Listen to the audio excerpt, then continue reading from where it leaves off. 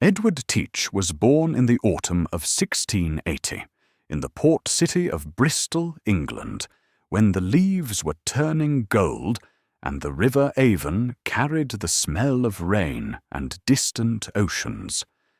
Bristol was a city that lived by the sea, its streets filled with the sounds of merchants and sailors, the creaking of rope and timber, the calls of men loading and unloading ships that had travelled to places most people could only imagine. The Teach family was not wealthy, but neither were they poor. Edward's father, whose first name has been lost to history, worked in some capacity connected to the shipping trade, perhaps as a clerk, perhaps as a small merchant, perhaps as one of the many men who made their living from the constant flow of goods through Bristol's busy harbour. The family lived in a narrow house on a narrow street, the kind of modest dwelling that housed thousands of Bristol families, each trying to make their way in a world that seemed to grow larger and more complicated with each passing year. Edward was not the only child. He had siblings, brothers and sisters, whose names and faces have faded from the historical record, like figures in a dream half remembered upon waking. But even as a child, there was something about Edward that set him apart. He was tall for his age, with broad shoulders and large hands that seemed to belong to someone older. His hair was dark, almost black, and it grew thick and wild despite his mother's attempts to keep it neat and proper. More than his physical presence, though, it was something in Edward's eyes that people noticed. They were dark eyes, intelligent and watchful, but there was a restlessness in them, a quality that made it seem as though he was always looking beyond whatever was immediately in front of him, searching for something that existed just out of sight. As a boy, Edward spent countless hours at Bristol's harbour, watching the ships come and go. This was not unusual. Many children in Bristol were drawn to the docks, fascinated by the exotic goods and foreign sailors who brought news from distant lands. But Edward's fascination went deeper than childish curiosity. He would stand for hours at the water's edge, studying the way the ships moved, the way their sails caught the wind, the way they seemed to belong more to the sea than to the land. He learned to recognize different types of vessels, the heavy merchant ships that carried wool and manufactured goods to the colonies and returned with tobacco and sugar, the sleek naval frigates that patrolled the coast, the smaller coastal traders that hugged the shoreline as they moved from port to port.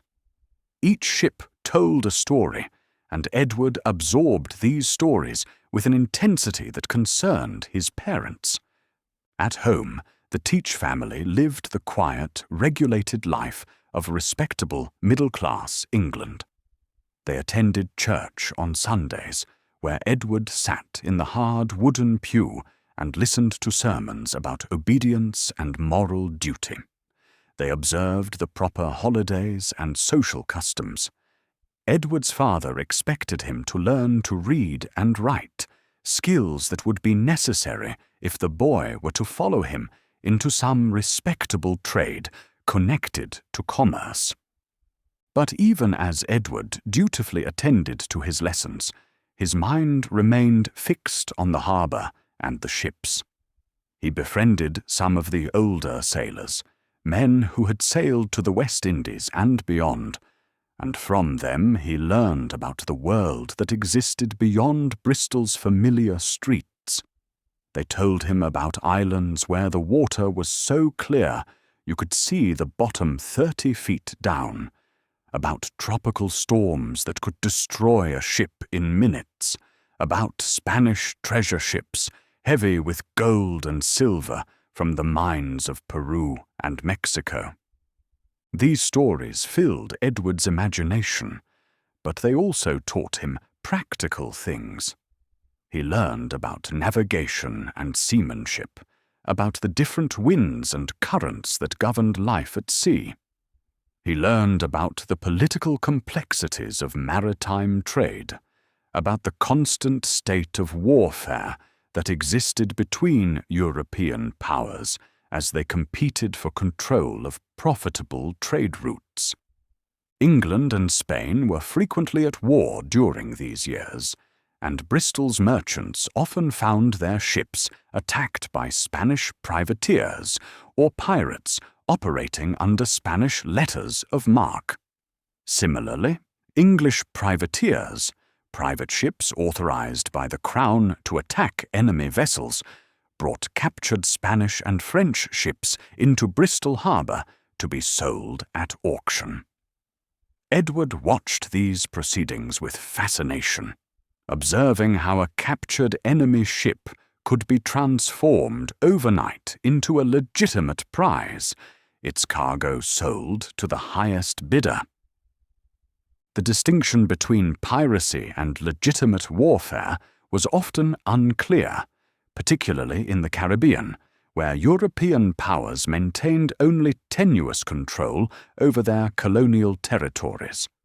A ship's captain might hold a letter of marque from one nation, making him a legal privateer in the eyes of his own government, while remaining a criminal pirate in the eyes of his enemies. Edward began to understand that legality was often a matter of perspective, dependent on which flag you sailed under and which king you claimed to serve. As Edward grew older, his restlessness became more pronounced. Bristol, for all its connection to the wider world, began to feel confining. He was a young man now, nearly 6 feet tall and powerfully built, with hands made strong by years of helping around the docks. His hair had grown longer and darker, and he had begun to cultivate the beginnings of a beard. There was something in his presence that made people take notice, not just his physical size, but an intensity, a sense of barely contained energy that seemed to fill whatever room he entered. His parents hoped he would settle into a respectable trade, perhaps eventually taking over some aspect of his father's business. But Edward's attention remained fixed on the horizon, on the ships that departed Bristol harbour, bound for places whose very names seemed to promise adventure and opportunity. The West Indies, Jamaica, Barbados, the Carolinas. These were not just destinations to Edward, but possibilities, chances to become something more than what Bristol could offer. The turning point came in 1701, when Edward was 21 years old and Queen Anne's War began. This conflict, known in Europe as the War of Spanish Succession, would last for more than a decade and would fundamentally reshape the balance of power in the Atlantic world. For young men like Edward Teach, it would also provide an opportunity to go to sea legally, under official sanction, as privateers in service to the English crown. The war created a massive demand for experienced sailors to serve aboard privateering vessels. These ships were privately owned and operated, but they carried official letters of marque from the government, authorizing them to attack and capture enemy ships. The captured vessels and their cargo would be sold, with the proceeds divided between the ship's owners, the crew, and the crown. For Edward, privateering offered everything he had dreamed of: a chance to go to see the Caribbean islands he had heard so much about, and to do so as part of a legitimate, even patriotic enterprise. When a privateering vessel called at Bristol in the spring of 1702, looking for experienced sailors, Edward was among the first to volunteer. His parents were not pleased with his decision, but they recognized that they could not change his mind. Edward had always been strong-willed, and now that he was a grown man, they had no legal authority to prevent him from pursuing the life he chose.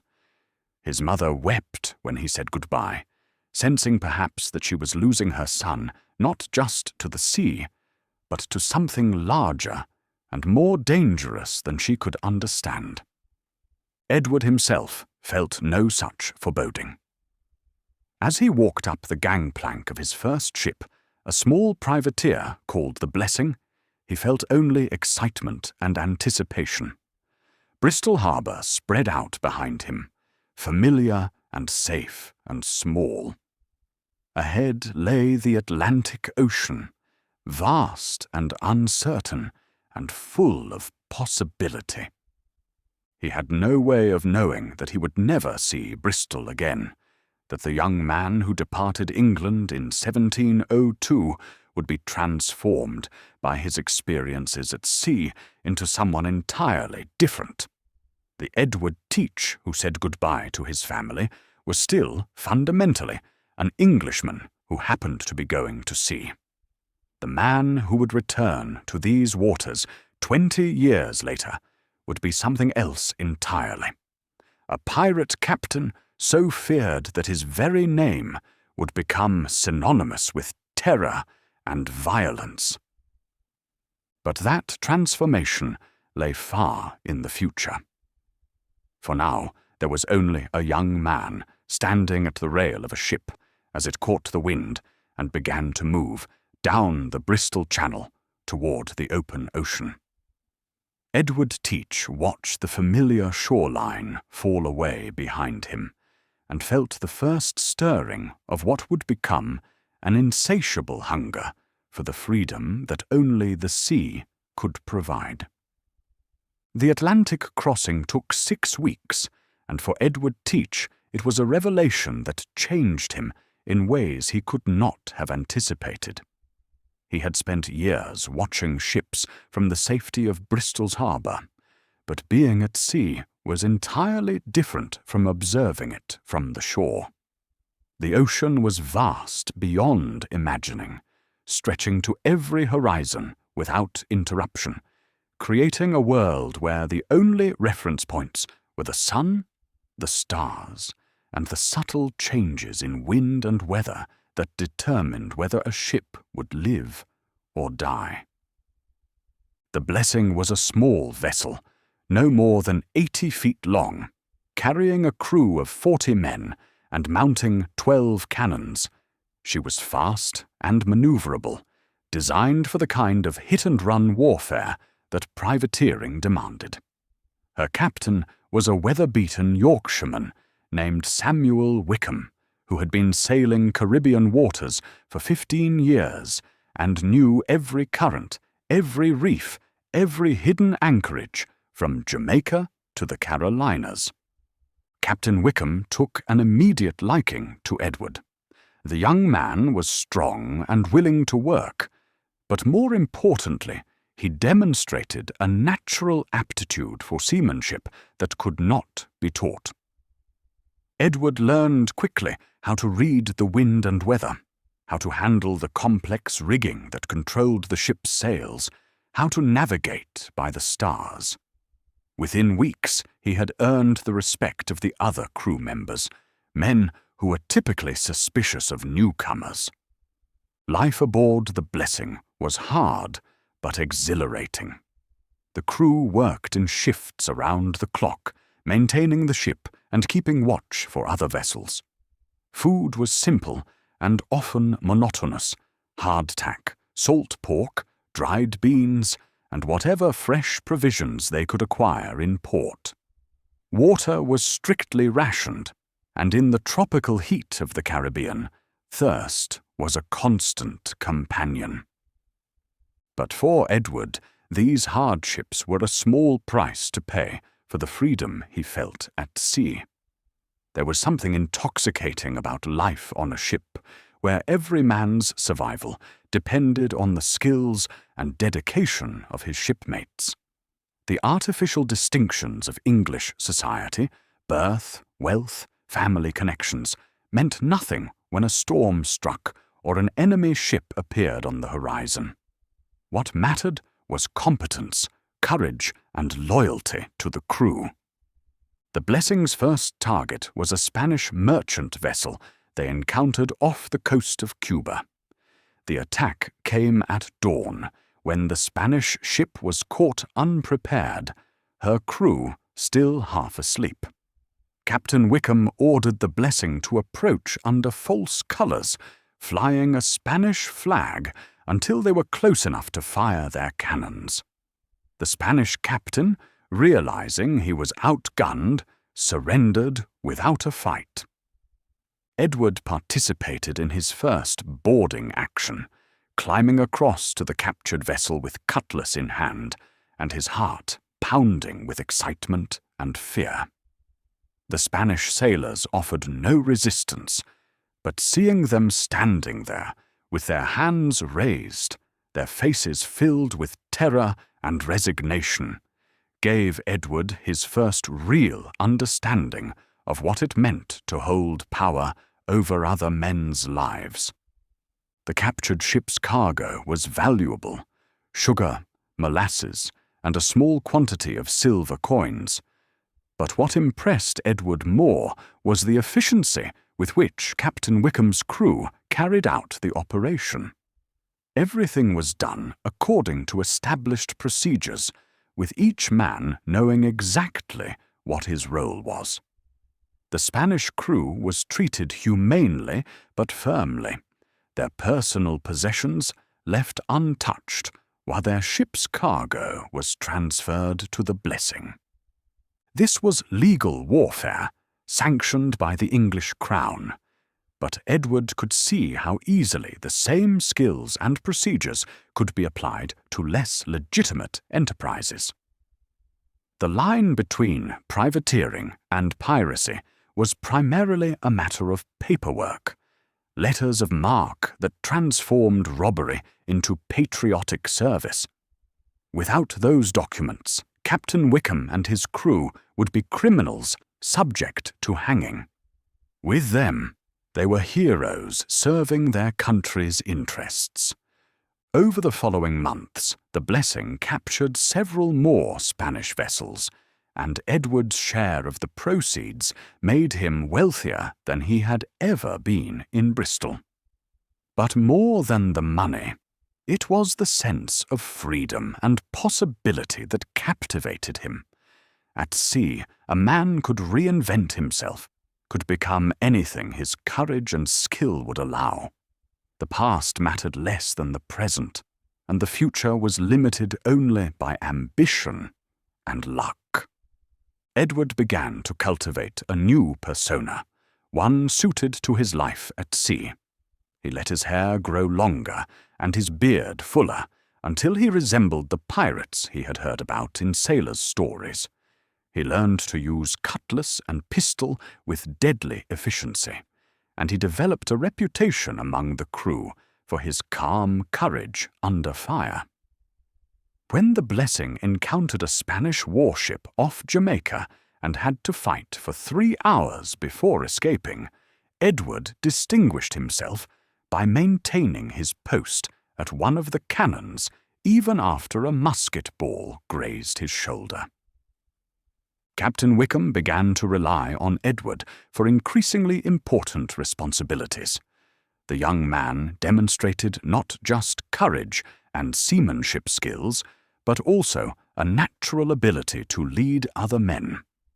When disputes arose among the crew, and they always did in the confined world of a ship at sea, Edward often found himself serving as an unofficial mediator, able to resolve conflicts before they became serious problems. But it was during the winter of 1704, when the Blessing put into Port Royal, Jamaica, for repairs and resupply, that Edward encountered the man who would change the direction of his life. Port Royal was the unofficial capital of Caribbean privateering, a place where legitimate merchants, privateers, and outright pirates mingled freely, all united by their dependence on the sea and their willingness to take risks for profit. The man's name was Benjamin Hornigold, and he was already becoming a legend among Caribbean sailors. Hornigold had begun his career as a privateer like Edward, but as Queen Anne's War wound down and privateering commissions became harder to obtain, he had made the transition to piracy with remarkable success. He commanded a small fleet of vessels and had established a base of operations in the Bahamas, where the complex geography of reefs and shallow waters provided perfect cover for hit-and-run attacks on merchant shipping. Edward first encountered Hornigold in a Port Royal tavern, where the older man was holding court among a group of sailors, telling stories of his recent exploits. Hornigold was perhaps 40 years old, with greying hair and intelligent eyes that seemed to take the measure of every man in the room. There was something about his presence that commanded attention, not just his reputation, but a quality of confidence and authority that made other men want to follow him. Hornigold noticed Edward watching him, and after his storytelling session ended, he approached the younger man. They talked for hours, first about seamanship and navigation, then about the changing political situation in the Caribbean. Queen Anne's War was coming to an end, and with it would come the end of legal privateering opportunities. Thousands of experienced sailors would find themselves without legitimate employment, but with skills that were perfectly suited to less legitimate enterprises. "The war made us all into pirates," Hornigold told Edward. "The only difference was that we had papers that said it was legal. When the war ends, we'll have the same skills and the same needs, but the papers will be worthless. The question is whether we're going to let that stop us."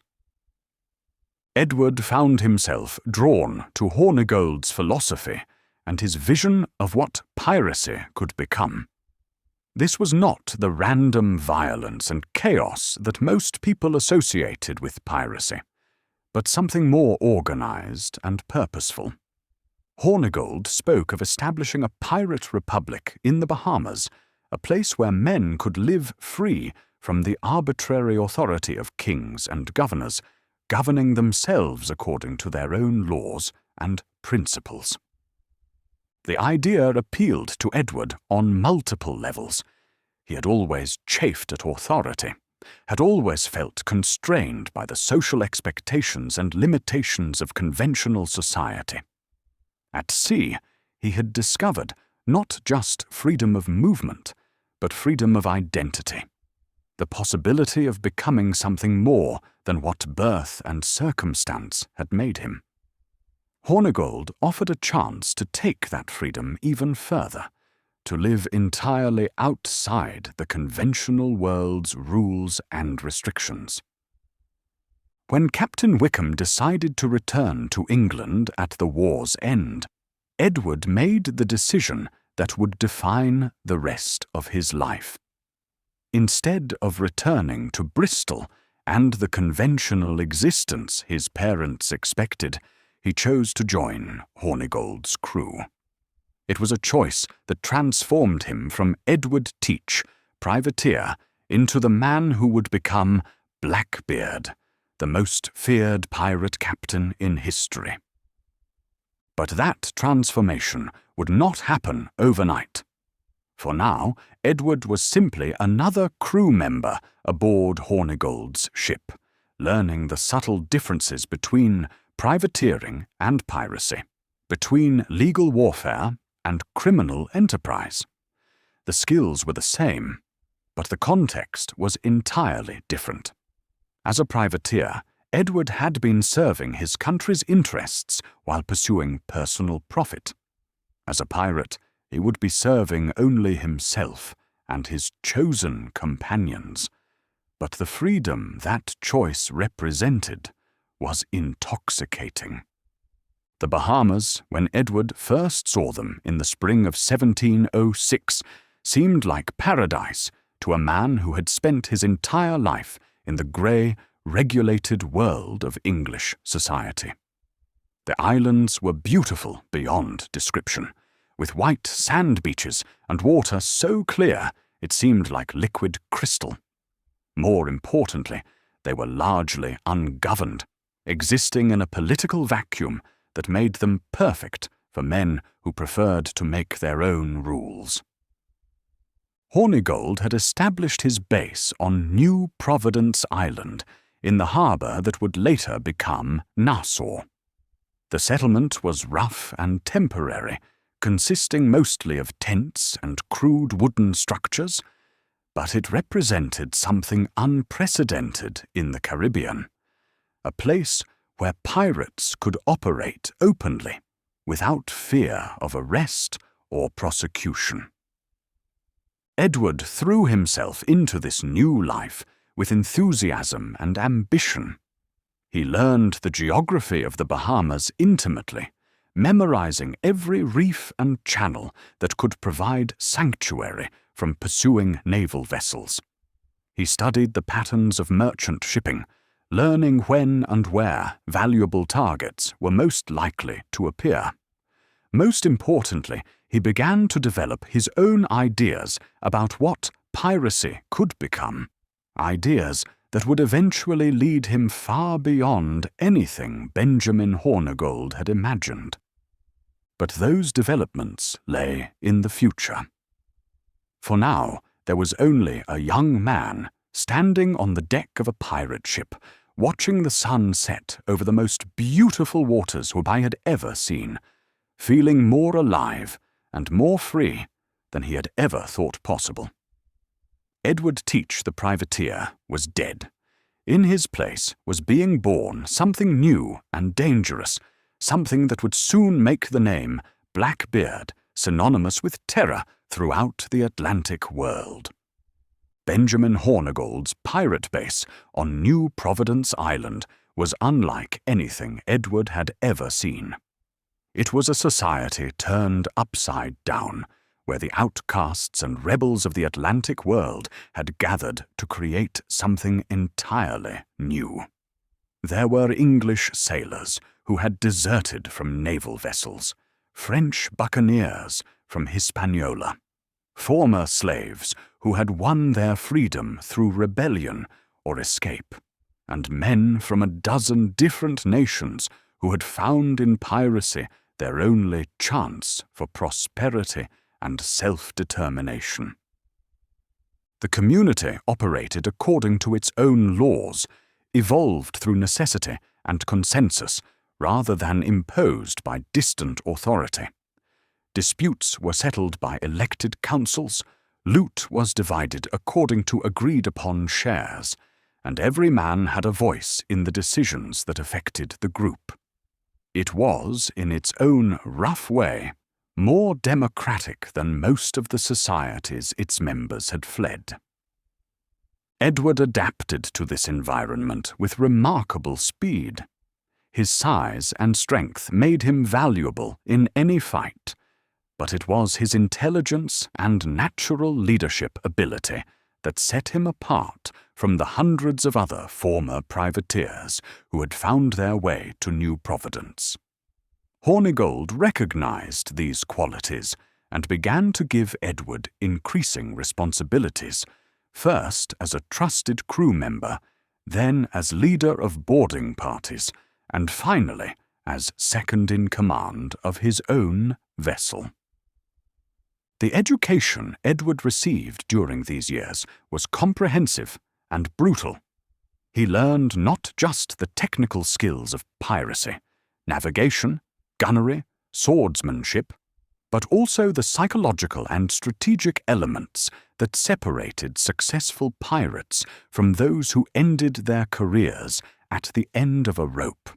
Hornigold was a master of what would later be called psychological warfare, understanding that fear was often more effective than violence in achieving his objectives.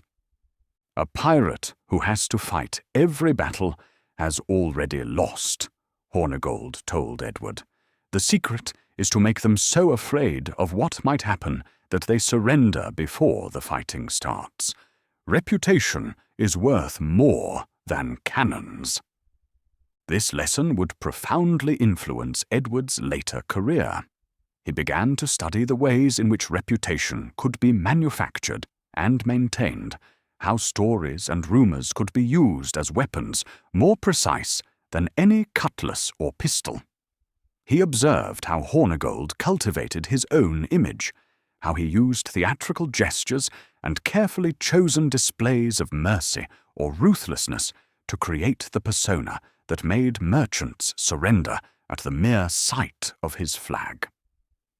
Edward's first command came in the summer of 1708, when Hornigold captured a small sloop and needed an experienced captain to command her.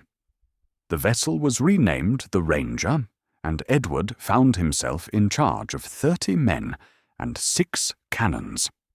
It was a modest beginning, but for a man who had been born into the middle class of provincial England, command of any vessel represented an extraordinary rise in status and responsibility. The Ranger's first cruise was successful beyond Edward's expectations. Operating in the shipping lanes between Jamaica and Charleston, they captured 4 merchant vessels in as many weeks, seizing cargoes worth more than Edward had earned in his entire previous career. More importantly, these early victories established Edward's reputation as a captain who combined careful planning with aggressive execution. But Edward was learning more than just the mechanics of piracy. Life in the Bahamas exposed him to ideas and perspectives that would have been unthinkable in the ordered world of English society. Many of his fellow pirates were former slaves or indentured servants who had experienced firsthand the brutalities of the colonial labor system. Others were political refugees from failed rebellions in Ireland or Scotland. Still others were simply men who had found conventional society too limiting or oppressive to endure. These conversations shaped Edward's understanding of the world in profound ways. He began to see piracy not just as a criminal enterprise, but as a form of rebellion against systems of authority that served the interests of the wealthy and powerful at the expense of common men. The merchants whose ships he captured were not innocent victims, but participants in a system that depended on exploitation and violence. The naval officers who hunted pirates were not heroes defending law and order, but servants of a system that denied basic human dignity to anyone born into the wrong social class. This ideological framework gave Edward's piracy a sense of purpose that went beyond simple greed. He was not just stealing from the rich, he was redistributing wealth from those who had gained it through exploitation to those who had been denied any legitimate opportunity to improve their circumstances. It was a rationalization, perhaps, but one that allowed him to see himself as something more than a common criminal. The transformation of Edward Teach into the man who would become Blackbeard accelerated in 1710, when political changes in England led to a general amnesty for pirates who agreed to abandon their criminal activities. Many of Hornigold's followers accepted the amnesty and returned to legitimate occupations, but Edward was among those who chose to continue their outlaw careers. This decision reflected a fundamental change in Edward's character and world view. The young man who had left Bristol 8 years earlier had still believed fundamentally in the possibility of finding his place within conventional society. The man who rejected the king's amnesty had concluded that conventional society had nothing to offer him. He had tasted freedom and power, and he was unwilling to give them up for the sake of respectability and safety. Hornigold, surprisingly, was among those who accepted the amnesty. The older man had grown tired of the constant danger and uncertainty of pirate life, and he saw the royal pardon as an opportunity to retire with honor and comfort. His decision created a leadership vacuum in the New Providence community, and several of his former subordinates began competing to fill it. Edward was among the most ambitious of these competitors, but he recognized that he lacked the reputation and connections necessary to step immediately into Hornigold's position.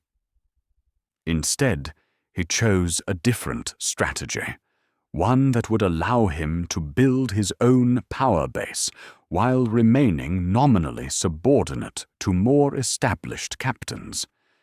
He formed an alliance with a captain named Stader Bonnet, a wealthy Barbadian planter who had turned to piracy for reasons that remained mysterious to everyone, including himself. Bonnet had money and connections, but he lacked the practical knowledge and ruthless instincts necessary for successful piracy. Edward had the skills and ambition that Bonnet lacked, and together they formed a partnership that would serve both men's interests.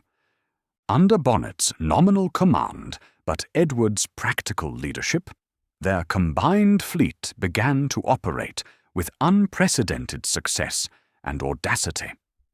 They attacked ships within sight of Charleston harbor, captured vessels under the guns of Spanish forts, and generally conducted themselves with a boldness that astonished even veteran pirates. But it was during this period that Edward began to develop the persona that would make him legendary. He had always been physically imposing, but now he began to cultivate an appearance designed to inspire terror. He let his black hair and beard grow wild and long, and before battle he would weave hemp and slow-burning matches into his beard, creating a halo of smoke around his head that made him look like a demon emerging from hell. He began to call himself Blackbeard, a name that captured both his most distinctive physical feature and the darkness of his reputation. The Edward Teach who had left England no longer existed. In his place was something new and terrible, a figure who seemed to embody all the fears and fantasies that civilized society associated with piracy. The creation of the Blackbeard persona was not accidental or spontaneous. It was a carefully calculated effort to create a psychological weapon more effective than any cannon or cutlass. Edward understood that in the world of piracy, image was everything, and he set out to create an image so terrifying that it would do most of his fighting for him. The strategy worked brilliantly. By 1717, the mere mention of Blackbeard's name was enough to make merchant captains consider surrender before any shots were fired. Stories of his exploits spread throughout the Atlantic world, growing more fantastic with each retelling. He was said to be 8 feet tall, to breathe fire, to consort with the devil himself. The truth was less supernatural, but no less impressive. Blackbeard had become the most feared pirate captain of his generation. But success brought new challenges and new dangers. As Blackbeard's reputation grew, so did the attention he attracted from naval authorities and colonial governors. The same fame that made merchant ships surrender without a fight also made him a priority target for those charged with suppressing piracy. Edward understood this dynamic perfectly. He knew that his current level of success was unsustainable, that eventually the concentrated attention of legitimate authority would bring his career to an end. The question was whether he could leverage his current reputation into something more permanent, something that would secure his position and his freedom for years to come. The answer to that question would require the most audacious gamble of his career, an operation so bold and successful that it would establish Blackbeard as the undisputed king of Atlantic piracy. But it would also set in motion the forces that would eventually destroy him. Standing on the deck of his ship in the autumn of 1717, watching the sun set over the waters where he had learned to be a pirate, Edward Teach could not know that he was about to embark on the most successful and most dangerous year of his life. The man who had once been a provincial English youth was now something entirely different, a pirate captain whose very name had become a legend. Soon he would test that legend against the greatest challenges the Atlantic world could offer. The year 1717 marked the beginning of Edward Teach's transformation from a successful but relatively obscure pirate captain into Blackbeard, a figure whose name would echo through history long after his death. This transformation was not accidental.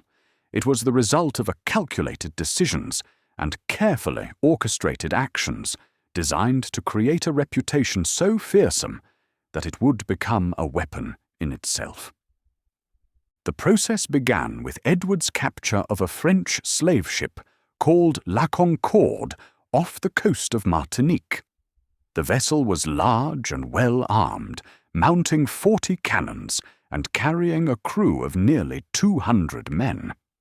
Under normal circumstances, attacking such a formidable target would have been suicide for a pirate crew, but Edward had spent months planning the operation, studying the ship's movements and identifying the perfect moment to strike.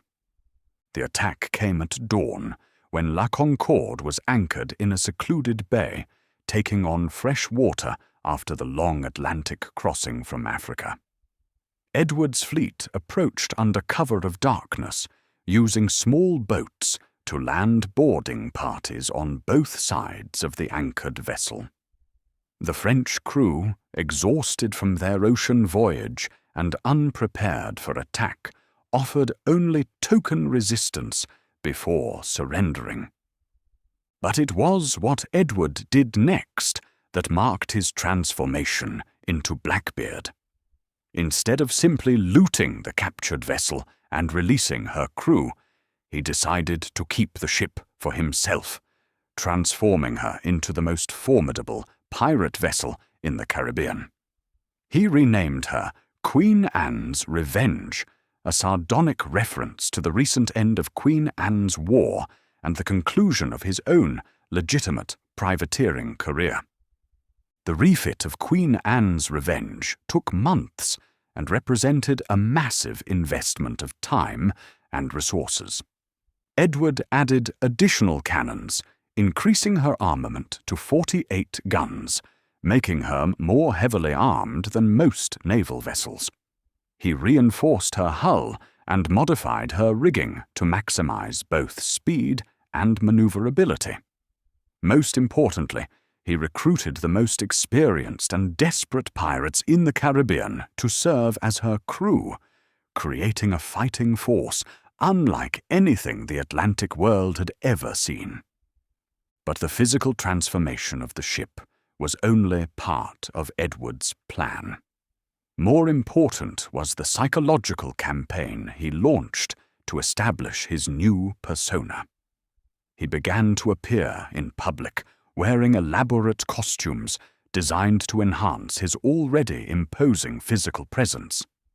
His hair and beard, already long and black, were allowed to grow even wilder, and he developed the habit of weaving hemp cord and slow-burning matches into his facial hair before battle, creating a halo of smoke that made him appear demonic. The effect was carefully calculated and devastatingly effective. When Edward appeared on the deck of a captured ship, wreathed in smoke and armed with multiple pistols and cutlasses, he looked like something out of a nightmare. Merchant sailors, already terrified by his reputation, found themselves facing what appeared to be a supernatural being, and resistance became psychologically impossible. Edward understood that in the world of piracy, perception was more important than reality.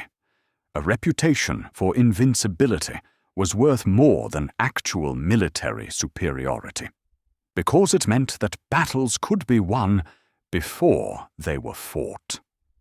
He began to cultivate stories about his exploits, ensuring that tales of his cruelty and supernatural powers spread throughout the Atlantic world.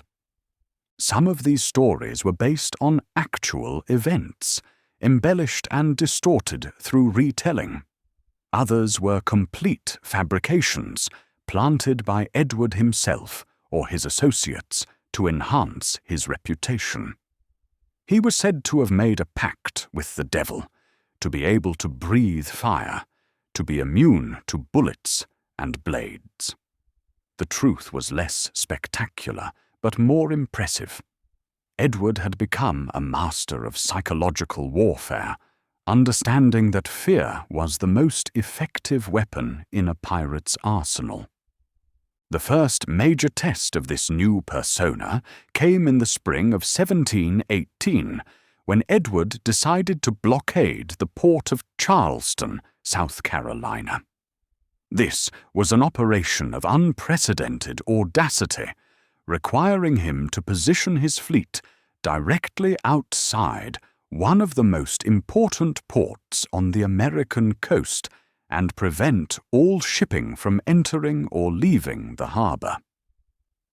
The blockade began in early May, when Queen Anne's Revenge and her consorts took position just outside Charleston harbor. Edward's fleet consisted of 4 vessels carrying a total of nearly 300 men and more than 70 cannons. It was a formidable force, but one that was vastly outnumbered by the defensive capabilities of Charleston itself, which was protected by Fort Johnson and could call upon the resources of the entire South Carolina colony. But Edward was not planning to capture Charleston by force. Instead, he intended to hold the city hostage, using his reputation and the threat of economic destruction to achieve his objectives. For 6 days, no ship entered or left Charleston harbor. Merchant vessels approaching the port were captured and their crews held prisoner. Ships attempting to leave were turned back or seized. The psychological effect on Charleston was devastating. The city's economy depended entirely on maritime trade, and the sudden halt of all shipping threatened financial ruin for thousands of people. More frightening than the economic impact, however, was the realization that a pirate captain had the audacity and power to shut down one of America's most important ports with apparent impunity. Edward's demands were both practical and symbolic. He wanted medical supplies for his crew, many of whom were suffering from tropical diseases. But he also demanded that the city's leaders formally acknowledge his authority by personally delivering the supplies to his ships. It was a gesture designed to humiliate Charleston's government and demonstrate that pirate power could override legitimate authority. The city's leaders had no choice but to comply. A delegation of prominent citizens, including members of the colonial council, sailed out to Queen Anne's Revenge to negotiate with Blackbeard personally. For these respectable gentlemen, the encounter must have been terrifying. They found themselves face to face with a figure who seemed to embody everything their ordered world feared and rejected. Edward received them in his cabin, which he had deliberately arranged to maximize the psychological impact of the meeting. Weapons lined the walls, captured treasure was displayed prominently, and the air was thick with smoke from the slow-burning matches in his beard.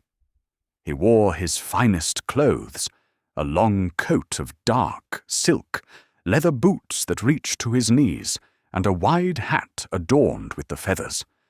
But it was his presence more than his appearance that dominated the room, a sense of controlled violence that made even the bravest men nervous. The negotiations were brief and one-sided. Edward made his demands clear: medical supplies worth several £100 delivered within 24 hours, or he would begin executing the prisoners he had taken from captured ships. The threat was delivered calmly, almost conversationally. But there was something in Edward's eyes that convinced the delegation he was entirely serious. The supplies were delivered as promised, and Edward released his prisoners and lifted the blockade. But the real victory was not material, but psychological. Word of the Charleston blockade spread throughout the colonies and across the Atlantic, establishing Blackbeard as the most powerful and audacious pirate captain of his generation. He had demonstrated that he could challenge the authority of colonial governments with impunity, that his power was sufficient to disrupt the economic life of entire regions. More importantly, the blockade established a pattern that Edward would follow for the rest of his career. He understood that spectacular, highly publicized actions were worth more than a dozen routine captures of merchant vessels. Each dramatic gesture enhanced his reputation and made future operations easier, as merchant captains became more likely to surrender without resistance when they realized they were facing the legendary Blackbeard. But success brought new challenges and new dangers. Edward's growing fame had attracted the attention of colonial authorities throughout the Atlantic world, and bounties were placed on his head by governors from Virginia to Jamaica. Naval vessels were dispatched specifically to hunt him down, and merchant ships began traveling in convoys protected by armed escorts. Edward adapted to these new circumstances with characteristic intelligence and audacity. Instead of reducing his activities, he expanded them, establishing a network of informants and allies that extended from the Caribbean to the Carolinas. He cultivated relationships with corrupt officials who provided him with information about naval movements in exchange for shares of his loot. He established hidden bases in remote inlets and barrier islands, where his ships could be careened and repaired without fear of discovery. Most importantly, he began to recruit other pirate captains to serve under his command, creating what amounted to a pirate confederation with himself as its undisputed leader. These allied captains retained command of their own vessels, but coordinated their activities with Edward's overall strategy, sharing intelligence and combining their forces when major operations required it. By the summer of 1718, Edward commanded a fleet of 8 vessels, carrying more than 400 men and mounting over 100 cannons. It was a force more powerful than the naval resources of most individual colonies, and Edward used it with devastating effectiveness. His ships ranged from the Caribbean to the Chesapeake Bay, capturing dozens of vessels and accumulating treasure worth tens of thousands of pounds. But perhaps more significant than his material success was the way Edward had transformed the nature of piracy itself. Previous pirate captains had been essentially maritime bandits, preying on individual ships in random, opportunistic attacks. Edward had created something more systematic and ambitious, a pirate empire that challenged the authority of legitimate governments and operated according to its own strategic objectives. This transformation was reflected in the way Edward began to present himself to the world. He no longer saw himself as a simple criminal operating outside the law, but as the leader of an alternative society that rejected the authority of kings and governors.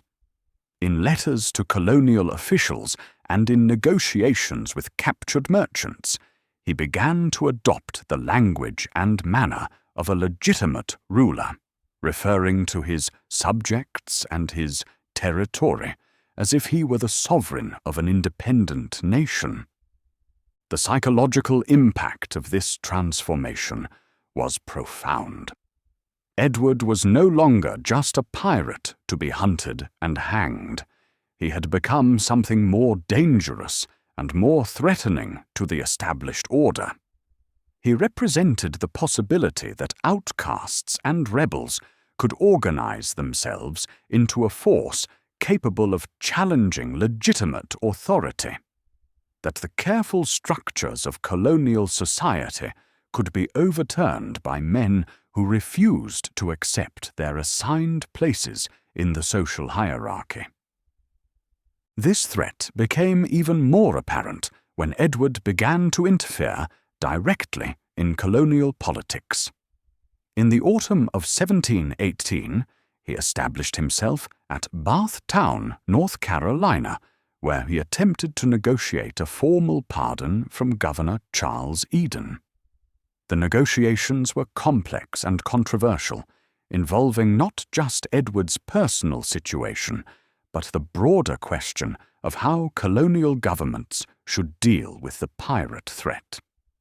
Edward's approach to these negotiations revealed the sophisticated understanding of politics he had developed during his years at sea.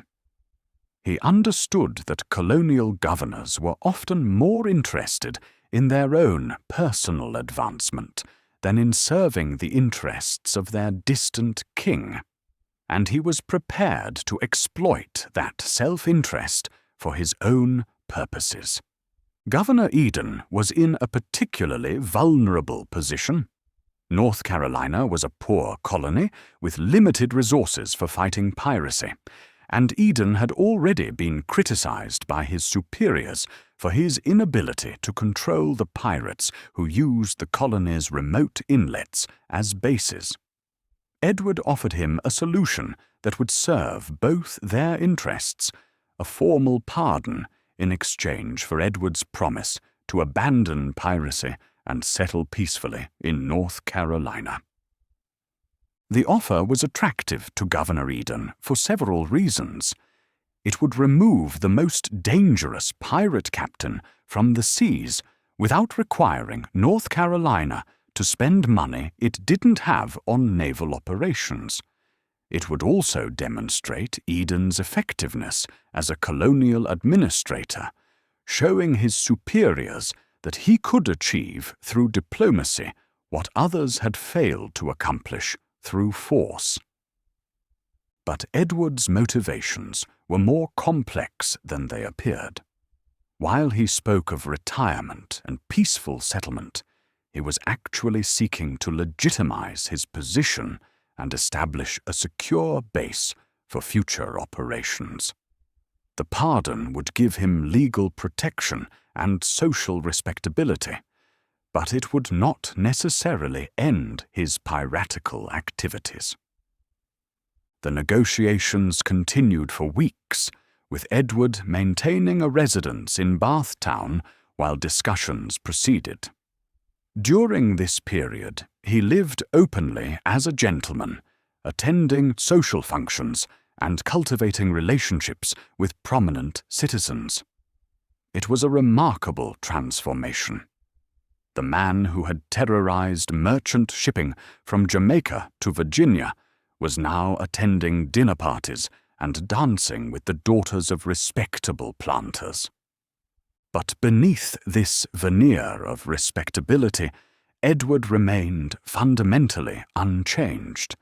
He maintained his ships and crews in hidden anchorages nearby, and there were persistent rumors that he was continuing to capture merchant vessels while publicly negotiating for his pardon.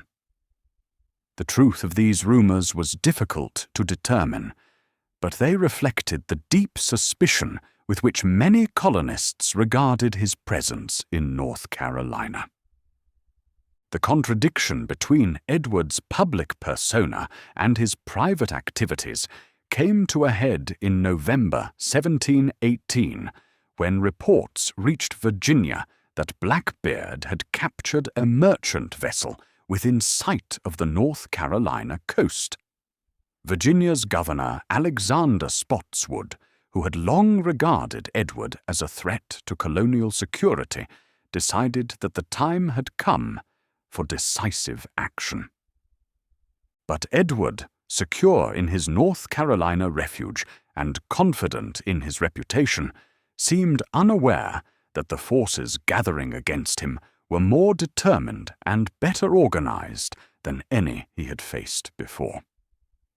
The man who had terrorized the Atlantic world for 2 years was about to discover that even the most fearsome reputation could not protect him forever from the consequences of his choices. Standing on the deck of Queen Anne's Revenge in the early morning hours of November 21st, 1718, watching the sun rise over the waters of Ocracoke Inlet, Edward Teach could not know that he was looking at his last sunrise. The legend of Blackbeard had grown beyond anything he had originally imagined, but legends, however powerful, are still mortal. And mortality was coming for him across the waters of the Chesapeake Bay in the form of 2 small sloops carrying men who were determined to end his story once and for all. Edward Teach understood, with an intelligence that separated him from lesser pirates, that fear was not simply an emotion, but a currency that could be earned, invested, and spent with strategic precision. The Blackbeard persona he had created was not merely theatrical. It was a carefully constructed psychological weapon designed to make violence unnecessary by making the mere threat of violence overwhelming. The physical elements of his appearance were only the beginning of this construction. The hemp and slow-burning matches woven into his beard created not just smoke, but an aura of otherworldliness that transformed him from a man into something approaching a supernatural force. But Edward had learned that visual effects alone were insufficient. They had to be supported by actions that gave substance to the image. He began to cultivate specific rituals and behaviors that enhanced his reputation for unpredictable violence. Before attacking a ship, he would sometimes fire a cannon loaded with nothing but powder, creating a tremendous noise and cloud of smoke that served no military purpose, but announced his presence with theatrical flair. During negotiations with captured merchants, he would casually clean his weapons or sharpen his cutlass, never making direct threats, but ensuring that the possibility of violence remained constantly visible. More sophisticated was Edward's understanding of how stories spread and evolved. He realized that every person who encountered him would tell the story to others, and that each retelling would naturally embellish and exaggerate the details. Rather than trying to control these stories, he learned to provide them with material that would grow more impressive with each repetition. He began to stage elaborate displays of cruelty and power that were designed specifically to be witnessed and reported. When he captured a ship, he would sometimes single out one crew member for particularly harsh treatment, not because that individual had done anything to deserve it, but because the story of his suffering would spread fear among other sailors. The victim would eventually be released, but he would carry with him tales of Blackbeard's merciless nature that were worth more than any amount of traditional warfare. Edward also understood the importance of contrast in building his reputation. Alongside stories of his cruelty, he cultivated equally dramatic tales of his generosity and fair dealing. Captured merchants who cooperated fully would sometimes find their personal possessions returned, or would be given small gifts as tokens of his appreciation. These acts of unexpected kindness served two purposes. They encouraged others to surrender without resistance, and they added complexity to his legend that made him seem more human and therefore more terrifying. The psychology behind this strategy was sophisticated. A monster that was entirely predictable in its cruelty would eventually become simply another hazard to be planned around, like a storm or a reef. But a figure who might show mercy or might commit atrocities, depending on factors that seemed arbitrary to outsiders, created a sense of helplessness that was far more effective than simple fear. Edward's reputation began to take on a life of its own, growing and evolving in ways that sometimes surprised even him. Stories of his exploits spread not just through the maritime community, but into the general population of the American colonies and the Caribbean islands. Newspapers began to publish accounts of his activities, often based on second-hand or third-hand sources that had transformed routine pirate attacks into epic battles between good and evil. The colonial press portrayed Edward as everything their readers feared about the lawless world beyond their ordered communities. He became a symbol of chaos and violence, but also of a kind of dark freedom that appealed to men who felt trapped by the constraints of conventional society. In taverns and coffee houses from Boston to Barbados, men who had never seen the ocean would argue about Blackbeard's latest exploits, contributing their own speculations and embellishments to the growing mythology. This popular fascination with his career gave Edward a kind of power that went beyond his actual military capabilities. Colonial governors found themselves under pressure to take action against him, not because of any specific threat he posed to their jurisdictions, but because their failure to capture the most famous pirate in the world reflected poorly on their competence and authority. Edward was keenly aware of this dynamic and learned to exploit it for his own purposes. By making himself into a public figure, he had gained a kind of protection through notoriety. Killing Blackbeard would be a career-making achievement for any colonial official, but it would also require careful planning and considerable resources. Most governors preferred to focus their limited military assets on less dramatic but more manageable threats. The cultivation of his legend also provided Edward with practical advantages in his day-to-day operations. Merchant captains who might have resisted a lesser pirate would surrender immediately when they realized they were facing Blackbeard himself. Naval officers who might have eagerly engaged an ordinary pirate vessel would think twice before challenging Queen Anne's revenge, knowing that failure against such a famous opponent would end their careers.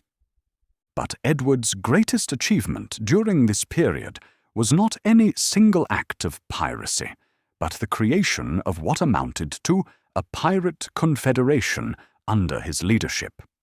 By 1718, he commanded not just his own crew, but a loose alliance of pirate captains who coordinated their activities and shared intelligence.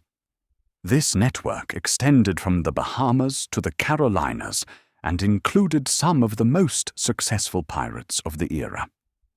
The Confederation operated on principles that Edward had learned during his years with Benjamin Hornigold, but refined and expanded to accommodate the larger scale of his operations. Each allied captain retained command of his own vessel and crew, but major operations were planned collectively and profits were shared according to predetermined formulas. Intelligence about naval movements and merchant shipping was pooled, giving the Confederation advantages that no individual pirate could achieve. More importantly, the Confederation provided Edward with a kind of legitimacy within the pirate community that enhanced his reputation in the broader world. He was not just another pirate captain, but the acknowledged leader of the most powerful criminal organization in the Atlantic world. This status attracted additional recruits and resources, creating a positive feedback loop that steadily increased his power and influence. The management of this confederation required skills that went far beyond traditional piracy. Edward had to mediate disputes between strong-willed captains, coordinate complex operations involving multiple vessels, and maintain the loyalty of men who were accustomed to absolute independence. It was, in its own way, as challenging as governing a small nation, and Edward's success at it demonstrated political and organizational abilities that few contemporary observers recognized. But perhaps the most significant aspect of Edward's rise to power was the way he had transformed piracy from a criminal enterprise into something approaching a political movement. The men who served under him were not just criminals seeking personal enrichment. They were outcasts and rebels who had found in piracy their only opportunity for freedom and self-determination. Many of Edward's followers were former slaves who had escaped from Caribbean plantations or been liberated from captured slave ships. Others were deserters from naval vessels where conditions were often worse than those endured by convicts. Still others were political refugees from failed rebellions in Ireland or Scotland, men who had been branded as traitors for resisting English rule in their homeland. These men brought to Edward's confederation not just their skills and desperation, but their ideological opposition to the systems of authority that had oppressed them. Under Edward's leadership, piracy became not just robbery, but rebellion, a rejection of the social and economic structures that denied basic human dignity to anyone born into the wrong circumstances. This transformation gave Edward's confederation a coherence and purpose that distinguished it from ordinary criminal organizations. His followers were not just united by greed, but by a shared vision of what life could be like for men who refused to accept their assigned places in the social hierarchy. They had created, in their ships and island bases, alternative communities where a man's worth was determined by his courage and competence rather than his birth or wealth. Edward understood the power of this vision and learned to articulate it in ways that attracted both recruits and popular sympathy. In his negotiations with colonial officials and his communications with captured merchants, he began to present himself not as a criminal, but as the leader of free men who had rejected the tyranny of kings and governors. This ideological framework gave Edward's activities a kind of political legitimacy that made him more dangerous to established authority than any ordinary criminal could be. He represented not just a threat to individual ships or ports, but a challenge to the fundamental assumptions on which colonial society was based. If outcasts and rebels could organize themselves into a force capable of defying legitimate government, what did that say about the justice and stability of the existing order? The answer to that question would ultimately determine Edward's fate. As long as he remained simply a very successful pirate, he could be dealt with through conventional law enforcement methods. But as he evolved into something approaching a political leader, he became a threat that required more drastic measures to address. Standing on the quarterdeck of Queen Anne's Revenge in the autumn of 1718, watching his confederation's ships spread across the horizon like a battle fleet, Edward Teach could feel the weight of his own success. He had achieved everything he had dreamed of during those long nights aboard Hornigold's vessel: freedom, power, wealth, and the respect of men who had chosen to follow him into danger. But he could also sense, with the instincts that had kept him alive through years of mortal peril, that his very success was creating the conditions for his downfall. The more powerful he became, the more determined his enemies grew to destroy him. The more famous his exploits, the greater the glory that would come to whoever finally brought him down. The man who had once been Edward Teach, provincial English youth, had created in Blackbeard something larger and more dangerous than he had ever intended. Now he would have to discover whether he was strong enough and clever enough to control the forces his own legend had unleashed. The summer of 1718 represented the absolute pinnacle of Edward Teach's power and influence. From his base in the secluded waters of North Carolina's Outer Banks, he commanded a fleet that dominated the sea lanes from the Caribbean to the Chesapeake Bay. Queen Anne's Revenge had become the most feared vessel in the Atlantic world, and the name Blackbeard was spoken in whispers from London to Jamaica. But power at this level brought complications that Edward had not fully anticipated when he first began his rise to prominence. The confederation of pirate captains he had assembled was held together by a combination of personal loyalty, shared profits, and mutual dependence. But these bonds were constantly tested by the personalities and ambitions of men who had chosen piracy precisely because they could not tolerate conventional authority. Edward's daily routine during this period reflected the complex demands of his position. His mornings were typically spent reviewing intelligence reports from his network of informants, planning operations and mediating disputes between his subordinate captains.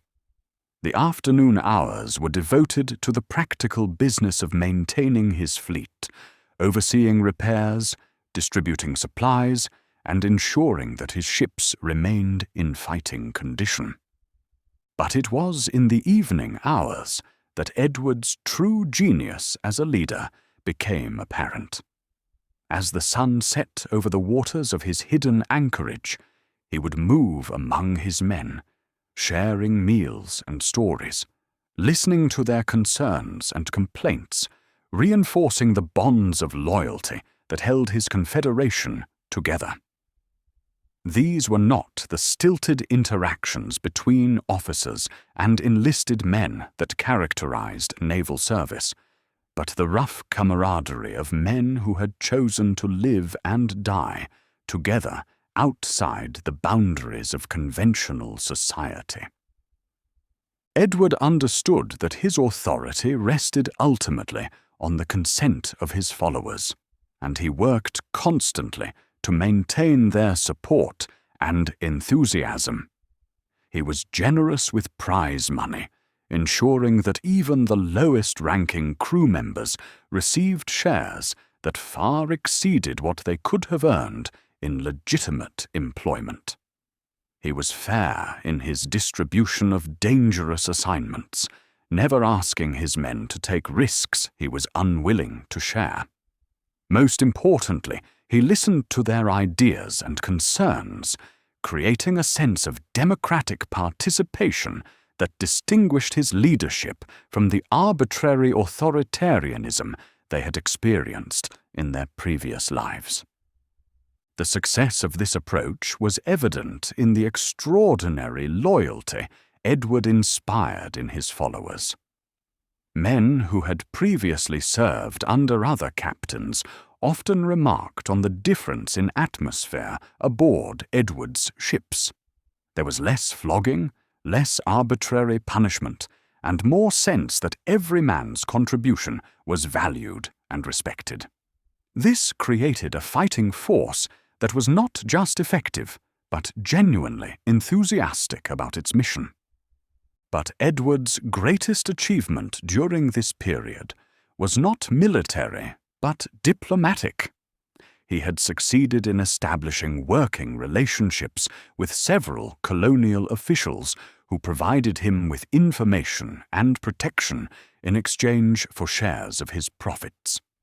These arrangements were necessarily secret and complex, involving multiple intermediaries and carefully disguised financial transactions, but they gave Edward access to intelligence that made his operations far more effective than they could have been otherwise. The most important of these relationships was with Governor Charles Eden of North Carolina, a man whose personal and political circumstances made him receptive to Edward's overtures. North Carolina was a poor colony with limited resources for fighting piracy, and Eden had been repeatedly criticized by his superiors for his inability to control the pirates who operated from the colony's remote coastal waters. Edward offered Eden a solution that would serve both their interests. In exchange for official recognition and protection, Edward would abandon active piracy and settle peacefully in North Carolina, bringing with him considerable wealth that would benefit the local economy. It was a proposition that appealed to Eden's practical nature and political needs, even if it raised serious questions about the colony's commitment to law enforcement. The negotiations between Edward and Governor Eden continued throughout the summer of 1718, with Edward maintaining a residence in Bath Town while discussions proceeded. During this period, he lived openly as a gentleman, attending social functions and cultivating relationships with prominent local citizens. It was a remarkable transformation that demonstrated Edward's adaptability and social intelligence. But even as he negotiated for legitimacy and respectability, Edward continued to maintain his pirate confederation and probably continued to capture merchant vessels. The evidence for his continued piratical activities during this period is ambiguous, but there were persistent rumors that ships under his command were still attacking merchant vessels while he publicly sought retirement from piracy. This contradiction reflected the fundamental tension in Edward's situation during the summer of 1718. He had achieved unprecedented success as a pirate, but that very success had made his position increasingly dangerous. Naval forces were being organized specifically to hunt him down. Bounties on his head were attracting professional pirate hunters, and colonial authorities throughout the Atlantic world were under pressure to take action against him. Edward's response to these pressures revealed both his strategic intelligence and his ultimate limitations as a leader. He understood that his current level of activity was unsustainable and that he needed to find some way to legitimize his position or face inevitable destruction.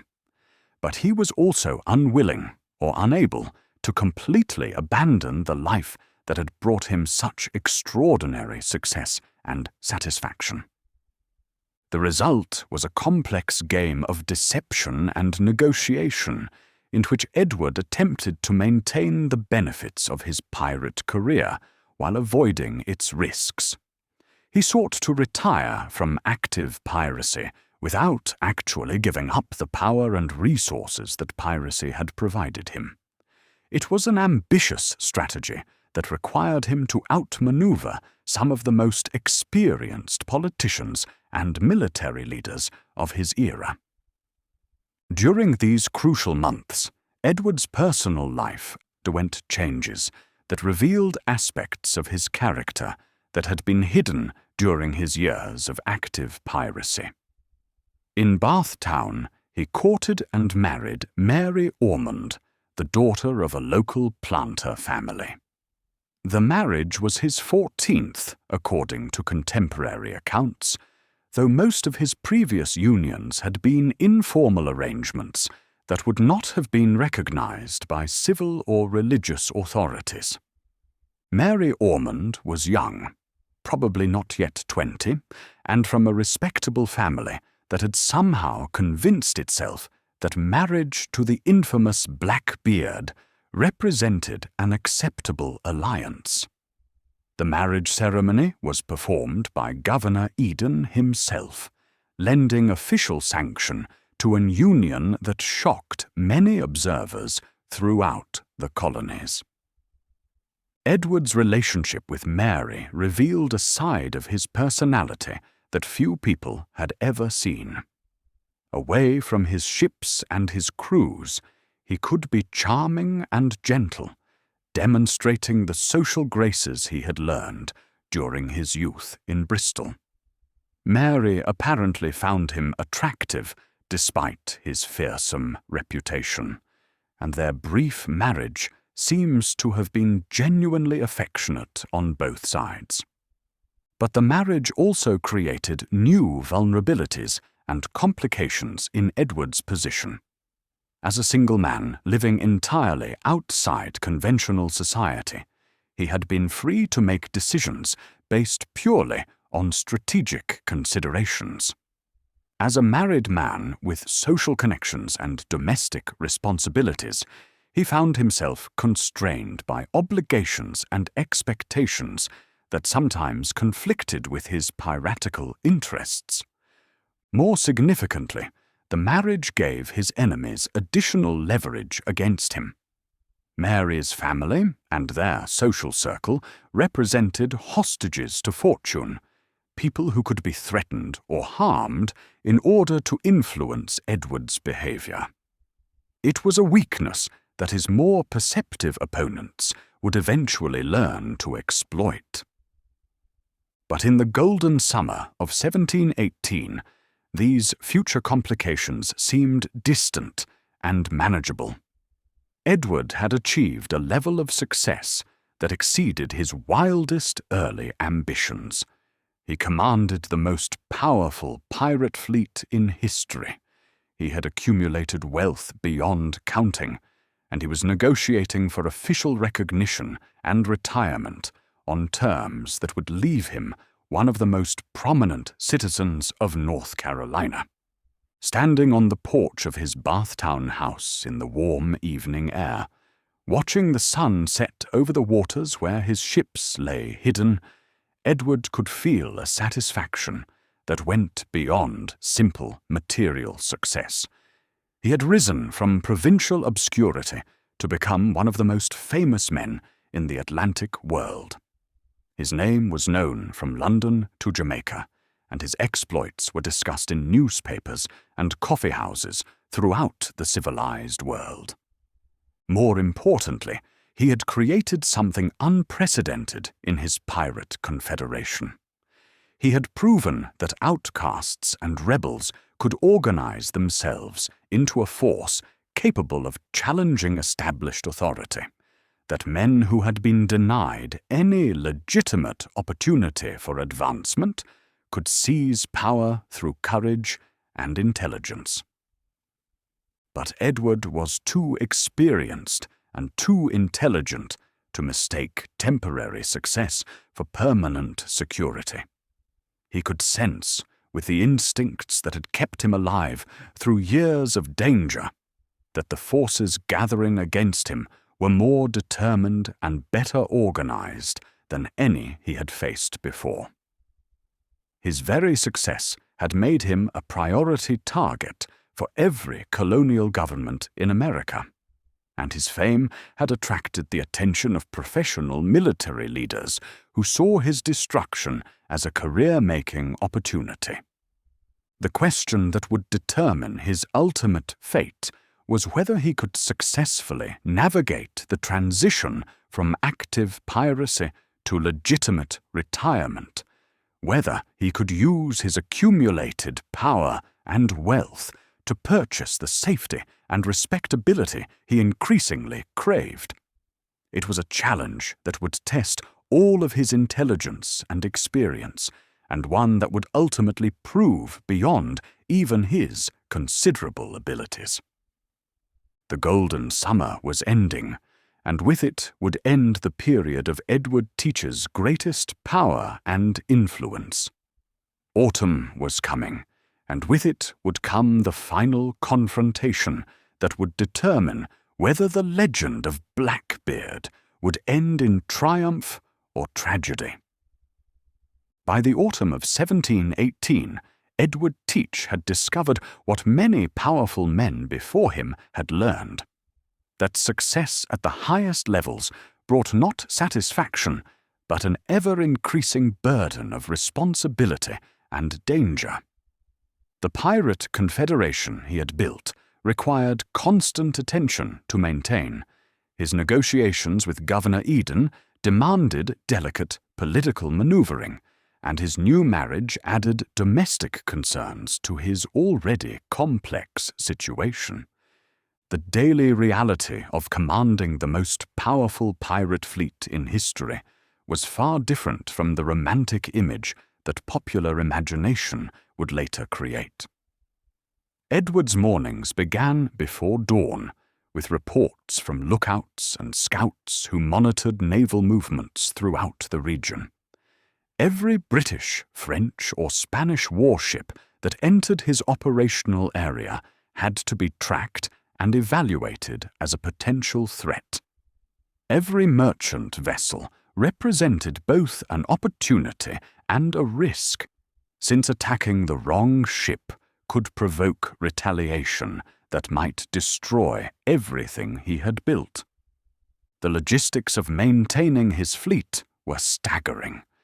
Queen Anne's Revenge alone required constant maintenance to keep her 48 cannons in working order and her hull seaworthy in the demanding conditions of coastal warfare. The The smaller vessels in his confederation needed regular supplies of food, water, ammunition, and spare parts, all of which had to be obtained through a network of suppliers who were themselves taking enormous risks by dealing with pirates.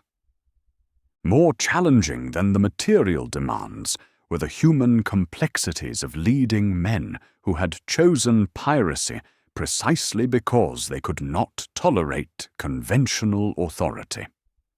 Edward's captains were strong-willed individuals with their own ambitions and opinions, and keeping them united behind his leadership required a combination of diplomacy, intimidation, and careful distribution of rewards that tested all of his political skills.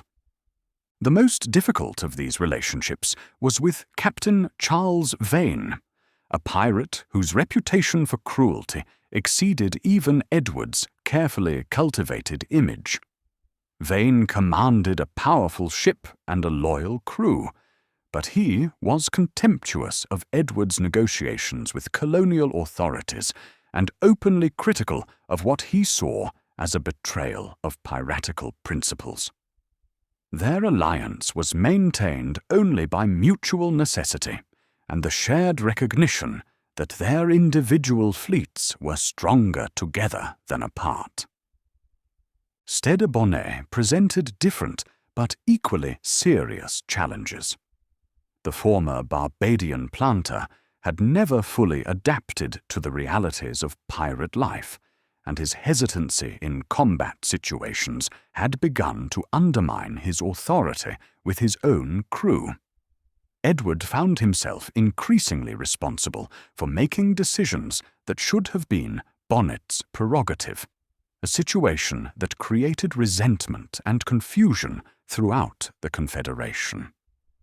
These leadership challenges were complicated by the growing pressure from colonial authorities throughout the region. Governor Alexander Spotswood of Virginia had emerged as Edward's most determined opponent, organizing a coordinated campaign to destroy the pirate confederation once and for all. Spotswood was a capable military leader with extensive resources at his disposal, and he had concluded that Edward represented a threat to colonial security that could not be tolerated. Spotswood's strategy was more sophisticated than the random patrol activities that had previously characterized anti-piracy efforts. He established a network of informants throughout the Chesapeake Bay region, gathering intelligence about Edward's movements and intentions. He coordinated with other colonial governors to ensure that Edward could not play one jurisdiction against another. Most importantly, he began assembling a naval force specifically designed to hunt down and destroy Queen Anne's Revenge. Edward was aware of these preparations, but he may have underestimated their seriousness or overestimated his ability to counter them through political maneuvering. His negotiations with Governor Eden had created a sense of security that was probably false, based on the assumption that his retirement from active piracy would satisfy his enemies and remove him as a target for organized military action. But Edward's enemies were not interested in his retirement. They wanted his destruction. For men like Governor Spotswood, Edward represented something more dangerous than a simple criminal. He was a symbol of successful rebellion against legitimate authority, and his continued existence, even in retirement, would encourage other outcasts and malcontents to follow his example. The personal stakes of this conflict were raised even higher by Edward's marriage to Mary Ormond. The young woman had entered into her union with genuine affection for her notorious husband, but she had also brought him into a web of social relationships and obligations that constrained his freedom of action. Her family's reputation and safety were now linked to his behavior, and his enemies could threaten them as a way of influencing his decisions. Edward's relationship with Mary also revealed the fundamental contradiction in his attempts to transition from piracy to respectability. The qualities that had made him a successful pirate, his willingness to use violence, his contempt for conventional authority, his loyalty to men who lived outside the law, were incompatible with the social expectations of colonial Virginia society. He could not simultaneously be Blackbeard the pirate and Edward Teach the respectable gentleman. This contradiction became apparent in Edward's increasingly erratic behavior during the autumn of 1718. He would attend social functions in Bath Town as a proper married gentleman, then disappear for weeks at a time to rejoin his ships and crews. He spoke publicly of his commitment to peaceful retirement, while privately maintaining the weapons and vessels that had made him famous. He negotiated with colonial authorities for legal recognition, while continuing to associate with men who were wanted criminals throughout the Atlantic world. The strain of maintaining these multiple identities began to affect Edward's judgment and decision-making abilities. He made several tactical errors during this period that would have been unthinkable during his rise to power, including allowing his main force to become separated and vulnerable to attack. More seriously, he seems to have lost some of the political intelligence that had previously enabled him to stay ahead of his enemies' plans. The most significant of these errors was his decision to winter at Ocracoke Inlet, a location that offered excellent concealment but limited options for escape if attacked by a determined enemy. Edward may have chosen Ocracoke because it was close to Bath Town and his new wife, or because its shallow waters would prevent large naval vessels from approaching his anchorage. But the decision also isolated him from most of his confederation and made it impossible for him to receive timely warning of approaching danger. By November 1718, Edward's situation had become far more precarious than he seemed to realize. Governor Spotswood had completed his preparations for a coordinated attack, assembling a force of 2 sloops under the command of Lieutenant Robert Maynard of the Royal Navy. Intelligence reports had pinpointed Edward's location at Ocracoke, and plans were in place for a surprise attack that would give him no opportunity to escape or call for reinforcements. Edward's own intelligence network, which had served him so well during his years of active piracy, had been compromised by his attempts to legitimize his position. His negotiations with colonial authorities had required him to reveal information about his activities and whereabouts that could be used against him. His marriage had created social connections that could be monitored by his enemies. His attempts to live respectably in Bath Town had made his movements predictable in ways that his purely piratical existence had never been. On the evening of November 21st, 1718, Edward stood on the deck of Queen Anne's Revenge in the quiet waters of Ocracoke Inlet, watching the stars emerge in the clear autumn sky. Around him were gathered the remnants of the Confederation that had once dominated the Atlantic world. Perhaps 25 men aboard his flagship, and a similar number aboard the smaller vessels that remained under his command. It was a far cry from the hundreds of followers who had once acknowledged his leadership. but Edward may have found satisfaction in the reduction of his force to its essential core. These were men who had chosen to remain with him, despite the increasing dangers and diminishing profits of his situation. They were bound to him by something deeper than mere greed or opportunism. They shared his vision of what life could be like for men who refused to accept the limitations that society tried to impose upon them. Edward could not know that less than 50 miles away, Lieutenant Maynard's expedition was making its final preparations for the attack that would determine his fate.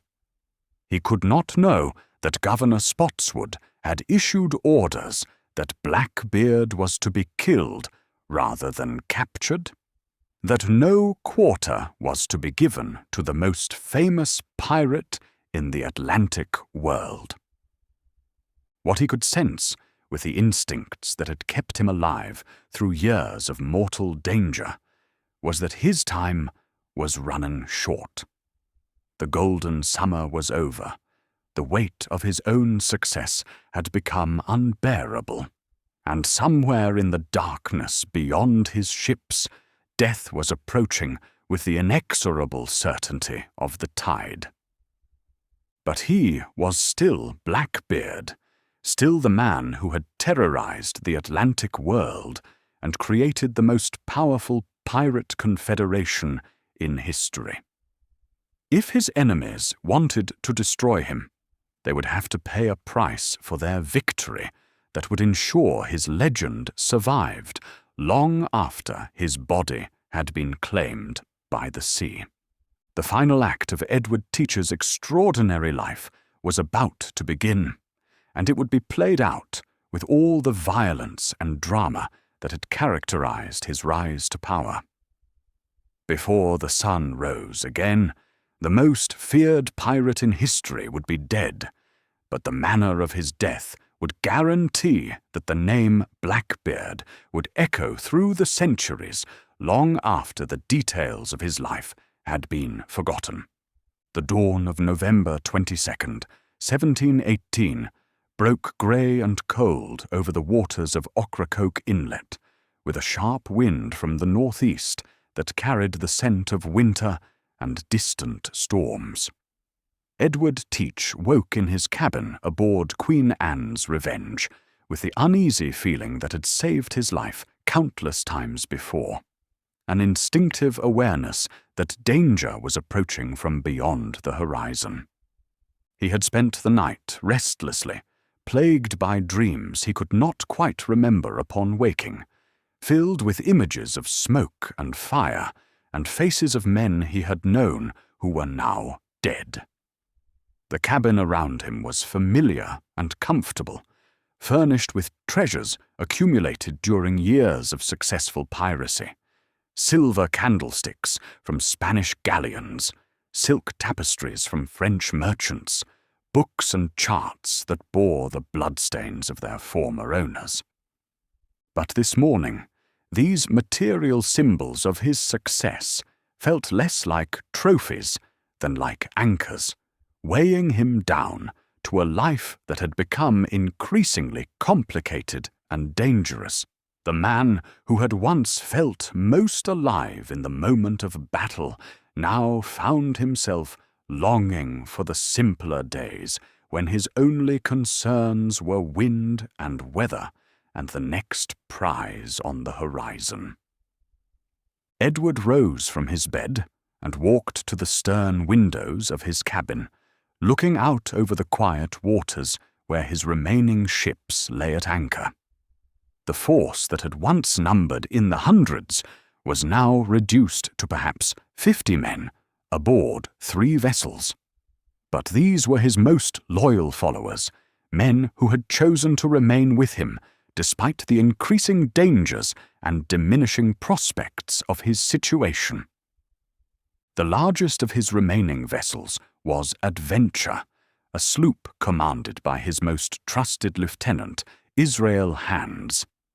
Adventure mounted 8 cannons and carried a crew of 20 men, all of them veterans of previous campaigns who had proven their courage and loyalty in dozens of fights.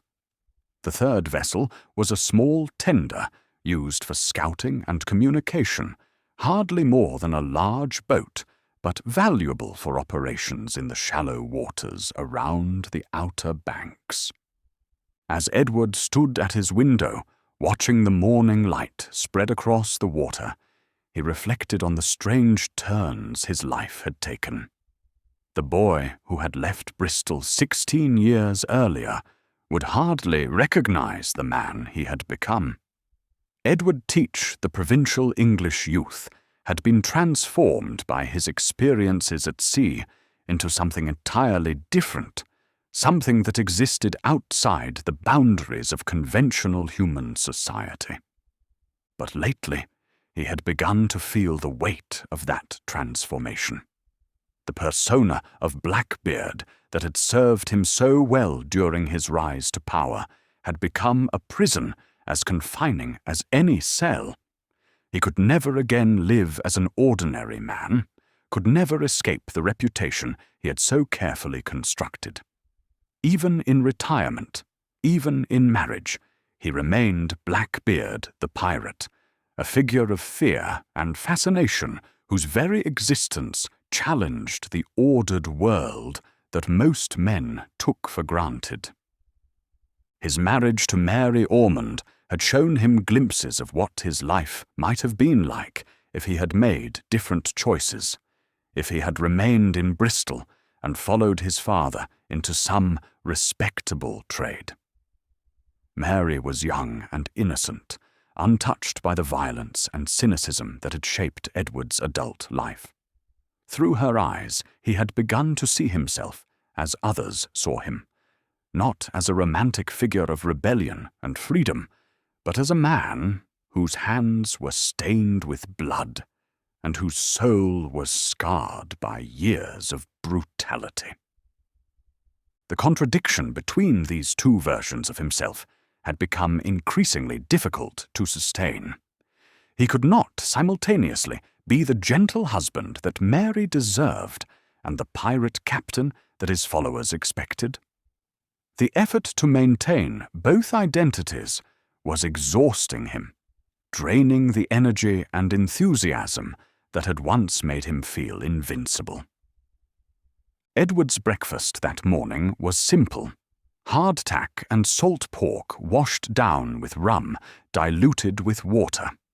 It was the same fare his men ate, a reminder that despite his accumulated wealth and power, he remained fundamentally one of them. A man who had chosen to live outside the comfortable world of houses and servants and regular meals. As he ate, he reviewed the intelligence reports that had arrived during the night.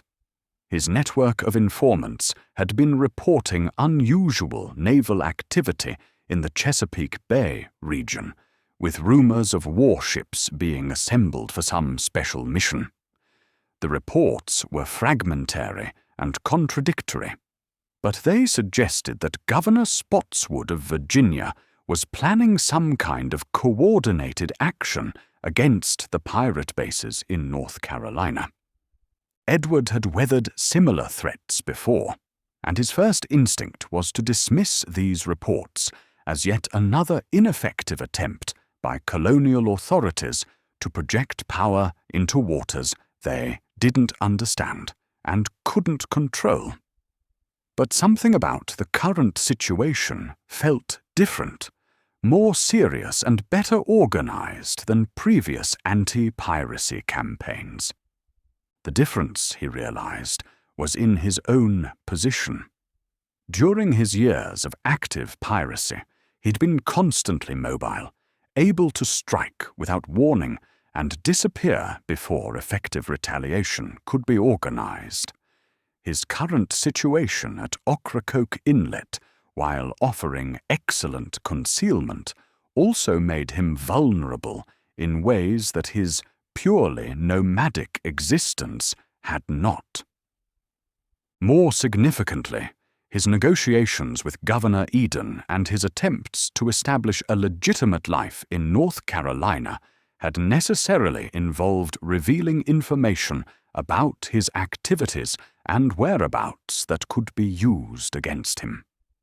The very respectability he had sought as protection might have become the means of his destruction.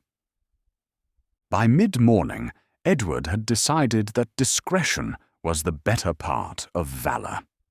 The intelligence reports, while inconclusive, were concerning enough to warrant taking precautions.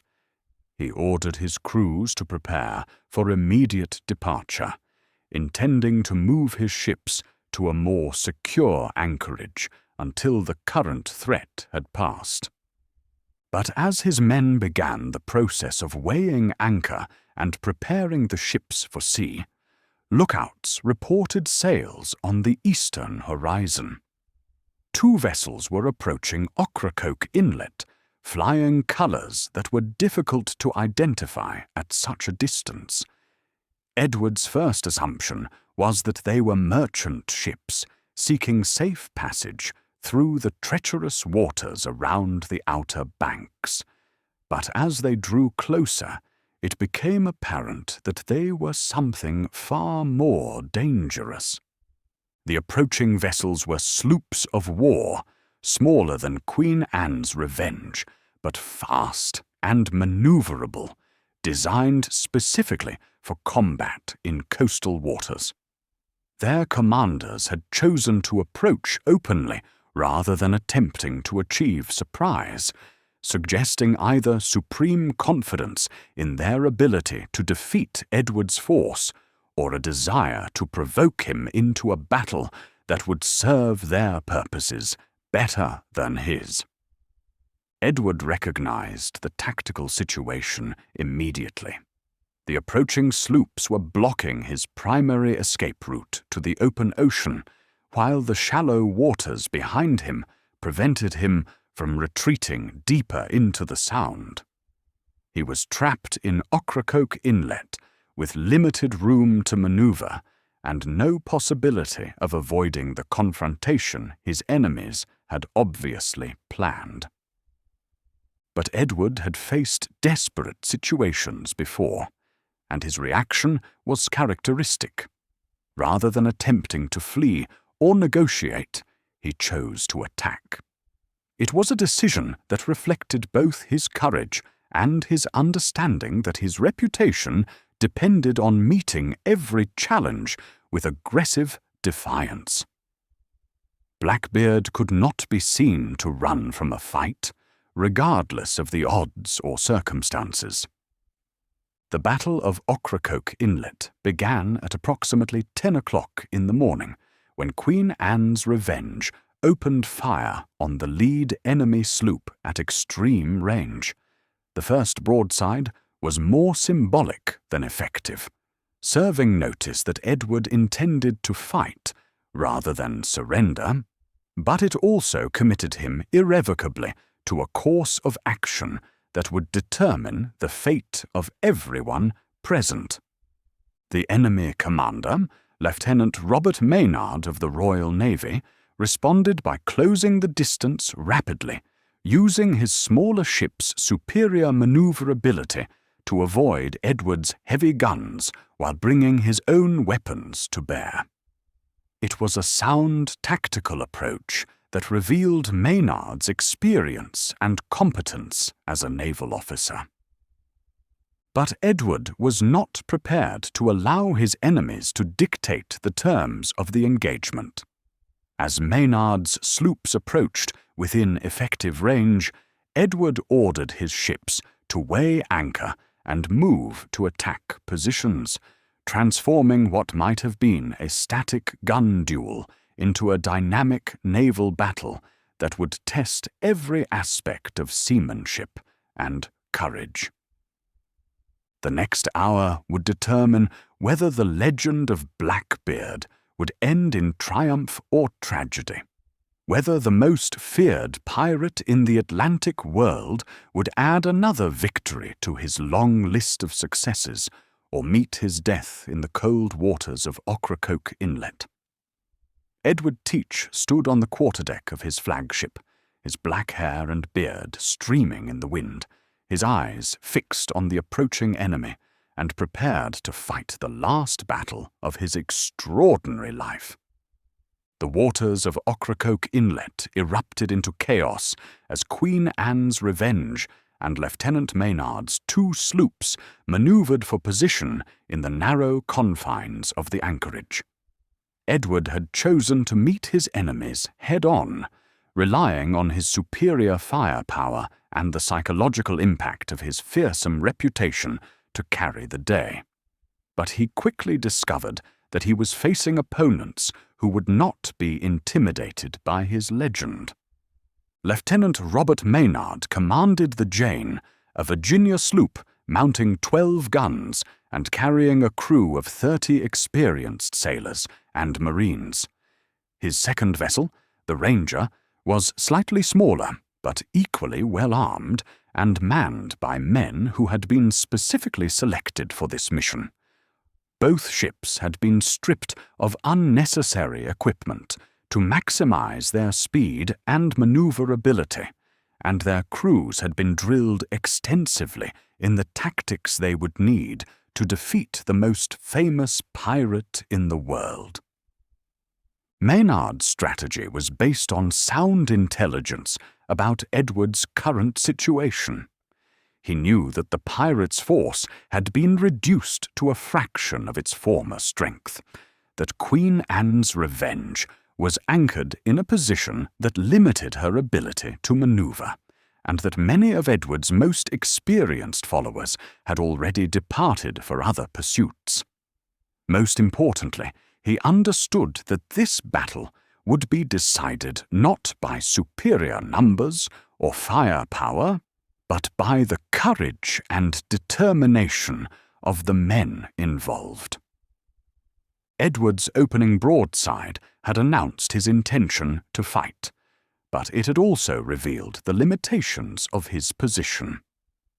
Queen Anne's Revenge was a large, heavily armed vessel designed for operations on the open ocean, and she was at a disadvantage in the confined waters of Ocracoke Inlet.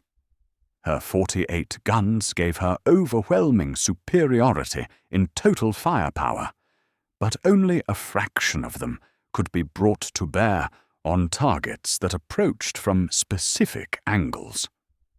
Maynard exploited this limitation by approaching from the northeast, using the wind and his ship's superior speed to stay ahead of Edward's attempts to bring his main battery to bear. The Jane and Ranger moved like wolves around a bear, darting in to deliver quick attacks before withdrawing to safety, gradually wearing down their larger opponent through accumulated damage rather than seeking a decisive confrontation. But Edward was too experienced a fighter to allow his enemies to control the battle on their terms. As Maynard's sloops maneuvered for another attack run, Edward ordered his helmsman to turn Queen Anne's Revenge directly towards the approaching vessels, accepting the risk of collision in order to close the range and bring his superior firepower into play. The maneuver worked exactly as Edward had intended. As Queen Anne's Revenge turned to port, her starboard battery came to bear on the Jane at point-blank range, and Edward's gunners delivered a devastating broadside that shattered the sloop's mainmast and killed or wounded nearly half her crew. For a moment, it appeared that the battle might end with Edward's characteristic sudden victory over seemingly superior odds. But Lieutenant Maynard had anticipated this possibility and prepared for it. As the Jane reeled under the impact of Edward's guns, the Ranger moved in from the opposite direction, raking Queen Anne's Revenge with a carefully aimed broadside that targeted her rigging and steering gear. The pirate flagship was suddenly disabled. unable to maneuver effectively, while Maynard's remaining vessel positioned itself for the kill. Edward realized that the battle had reached its critical moment. His ship was damaged and partially disabled, his crew was reduced by casualties, and his enemies were positioning themselves to deliver a final decisive attack. But he also understood that this was exactly the kind of desperate situation where his reputation and personal leadership could make the difference between victory and defeat. Standing on his quarterdeck, wreathed in smoke from the burning hemp in his beard, Edward drew his cutlass and called his men to prepare for boarding action. If he could not defeat his enemies through superior gunnery, he would do it through the close-quarters combat where his personal prowess and fearsome reputation would have maximum impact. The decision to board was characteristic of Edward's approach to warfare. Throughout his career, he had understood that battles were won as much by psychology as by weapons, and that his personal presence in combat could often achieve results that no amount of conventional tactics could match.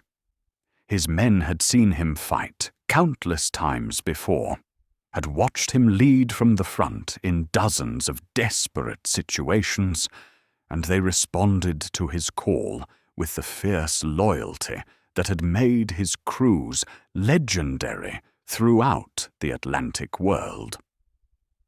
But as Edward prepared to lead his men across to the enemy vessel, he may have experienced a moment of premonition about what was to come.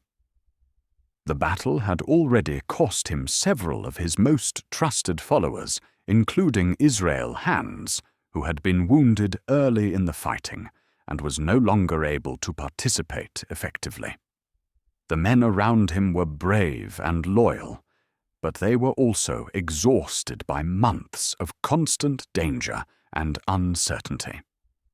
More significantly, Edward himself was no longer the young man who had first gone to sea with Benjamin Hornigold. Years of constant stress and violence had taken their toll on his body and mind, and the multiple identities he had tried to maintain during recent months had drained his energy and focus. He was still formidable, still capable of inspiring terror in his enemies, but he was no longer invincible. Lieutenant Maynard understood this and had planned his tactics accordingly. Instead of attempting to match Edward's reputation for ferocity, he had chosen to rely on discipline, organization, and superior numbers. His men had been trained to work as a team, to support each other in combat, and to maintain their effectiveness even under the psychological pressure that Edward's presence was designed to create. The boarding action began when Queen Anne's Revenge drifted close enough to the Jane for Edward's men to throw grappling hooks across the narrow gap between the vessels. Edward himself was among the first to leap across, his cutlass in one hand and a pistol in the other, his smoke-wreathed figure appearing like something out of a nightmare to the sailors who had been ordered to kill or capture him. For several minutes, the outcome of the battle hung in the balance as Edward and his followers fought with desperate fury against Maynard's crew. The deck of the Jane became a battlefield where no quarter was asked or given, where men fought hand to hand with cutlasses and pistols and whatever weapons they could improvise from the ship's equipment. Edward fought with all the skill and ferocity that had made him legendary, cutting down several of Maynard's men, and for a moment creating the possibility that he might yet snatch victory from defeat. But he was gradually overwhelmed by superior numbers and the accumulated effects of multiple wounds, as Maynard's men pressed their attack from all sides. The end came suddenly, as most deaths do in combat. Edward found himself facing Lieutenant Maynard in single combat near the Jane's mainmast, and for a few seconds the two men fought with the intensity of personal enemies rather than representatives of opposing forces. Edward's cutlass work was still formidable, but Maynard was younger and fresher, and he had the advantage of fighting on his own deck surrounded by his own men. The fatal blow came from behind, delivered by one of Maynard's sailors while Edward was engaged with the lieutenant.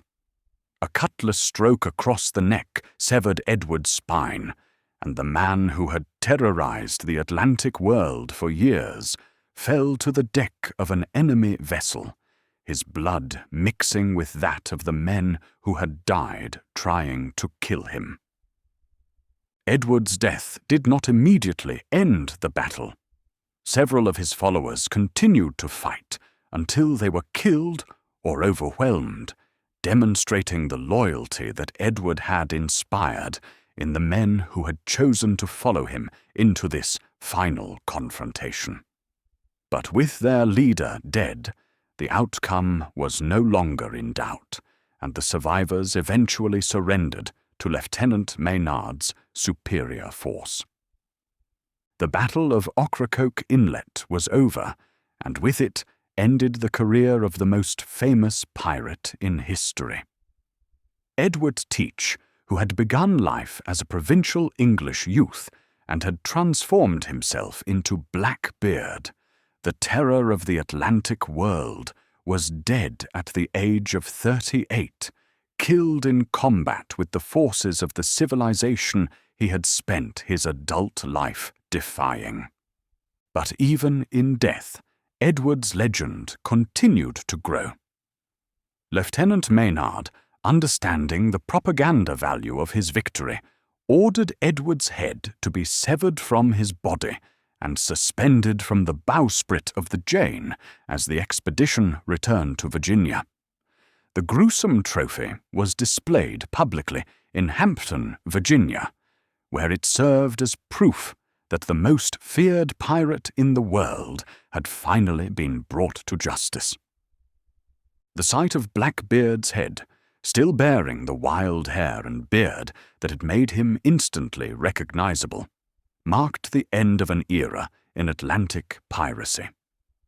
Never again would a single pirate captain achieve the level of power and influence that Edward had wielded at the height of his career. His death represented not just the elimination of a dangerous criminal, but the victory of organized government over the forces of chaos and rebellion that he had represented. Yet something of Edward's spirit survived his physical destruction. The stories of his exploits continued to spread and grow, transforming the man into a myth that would outlive the civilization that had destroyed him. Children who had never seen the ocean would grow up knowing the name of Blackbeard, and sailors would tell stories of his ghost walking the waters where he had once ruled as an undisputed king. Standing on the deck of the Jane as she sailed north toward Virginia, Lieutenant Maynard could feel satisfaction at having accomplished his mission and eliminated a threat to colonial security. But he might also have sensed that he had killed something more than just a man, that the figure whose severed head swayed from his bowsprit had represented possibilities and freedoms that would not easily be forgotten by the men who had been denied them by the ordered world that Maynard served. The news of Blackbeard's death spread through the Atlantic world with the speed that only momentous events achieve. From Virginia to Jamaica, from London to Barbados, men who had never met Edward Teach felt the impact of his passing. For some, it was cause for celebration. the elimination of a threat that had haunted merchant shipping for years. For others, it marked the end of something more significant: the death of the last man who had successfully challenged the authority of kings and governors on their own terms. In the immediate aftermath of the Battle of Ocracoke Inlet, the colonial authorities moved quickly to capitalize on their victory. Lieutenant Maynard's return to Hampton with Blackbeard's severed head created a sensation that extended far beyond Virginia's borders. Governor Spotswood, who had organized the expedition, used the victory to enhance his own reputation and justify his controversial decision to pursue Edward into North Carolina waters without that colony's permission. The display of Edward's head on a pike in Hampton served multiple purposes. It provided undeniable proof that the most feared pirate in the world was truly dead, ending the rumors and speculation that might otherwise have kept his legend alive. It demonstrated the power of legitimate authority to destroy even the most successful rebels and criminals. Most importantly, it sent a message to other pirates and potential pirates that defiance of colonial government would ultimately result in death and disgrace. But the very intensity of the authorities' celebration of Edward's death revealed how deeply his challenge to their authority had affected them. The resources devoted to hunting him down, the coordination between multiple colonial governments, the careful planning of his destruction. All of this suggested that Edward had represented something more dangerous than a simple criminal. He had become a symbol of successful rebellion against the social and political order that the colonies represented.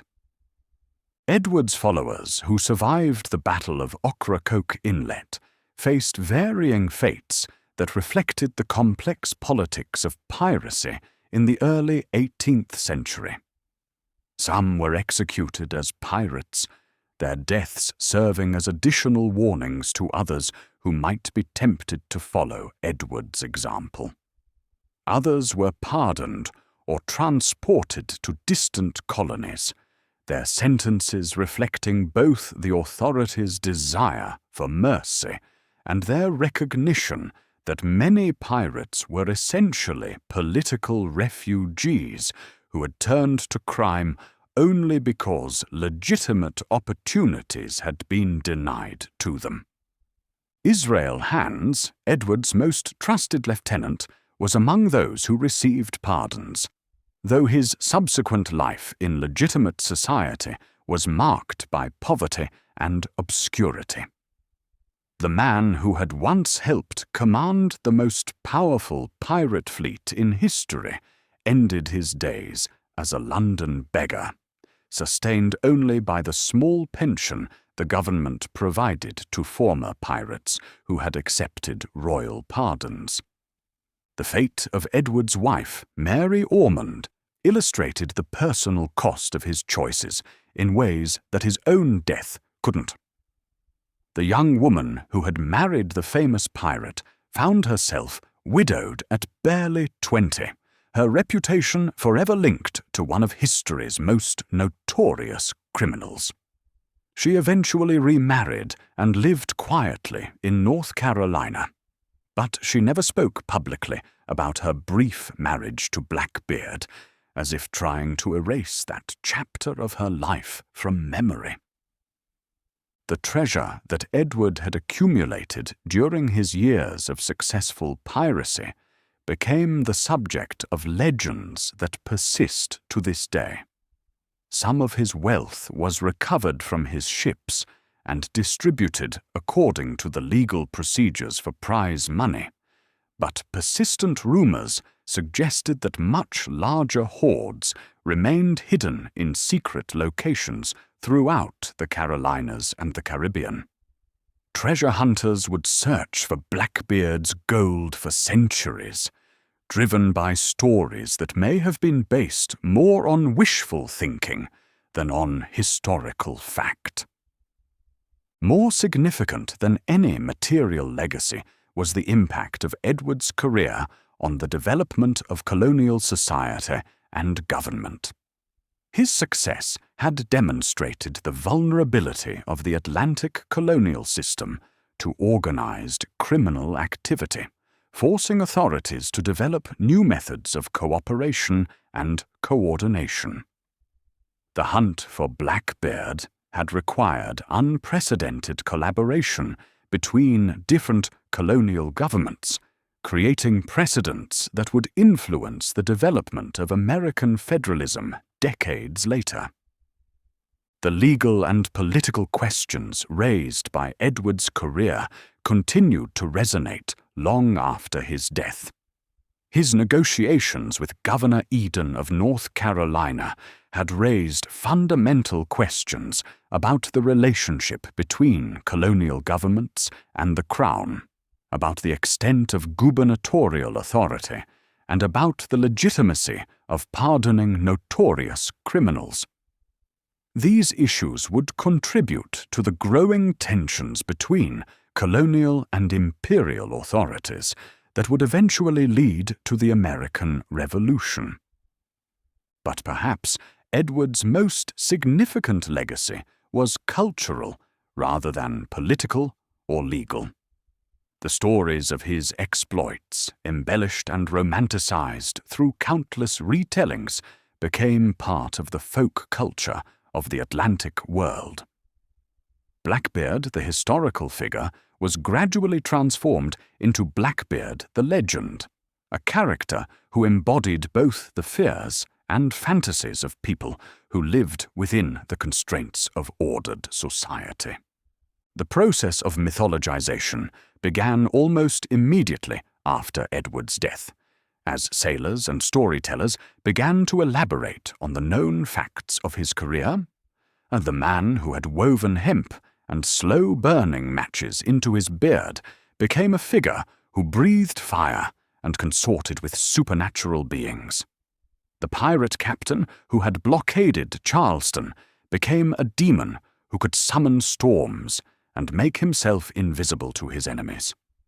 These exaggerations and fantasies served important psychological functions for the people who created and perpetuated them. Blackbeard, the legend, represented possibilities that Blackbeard, the man, had actually achieved.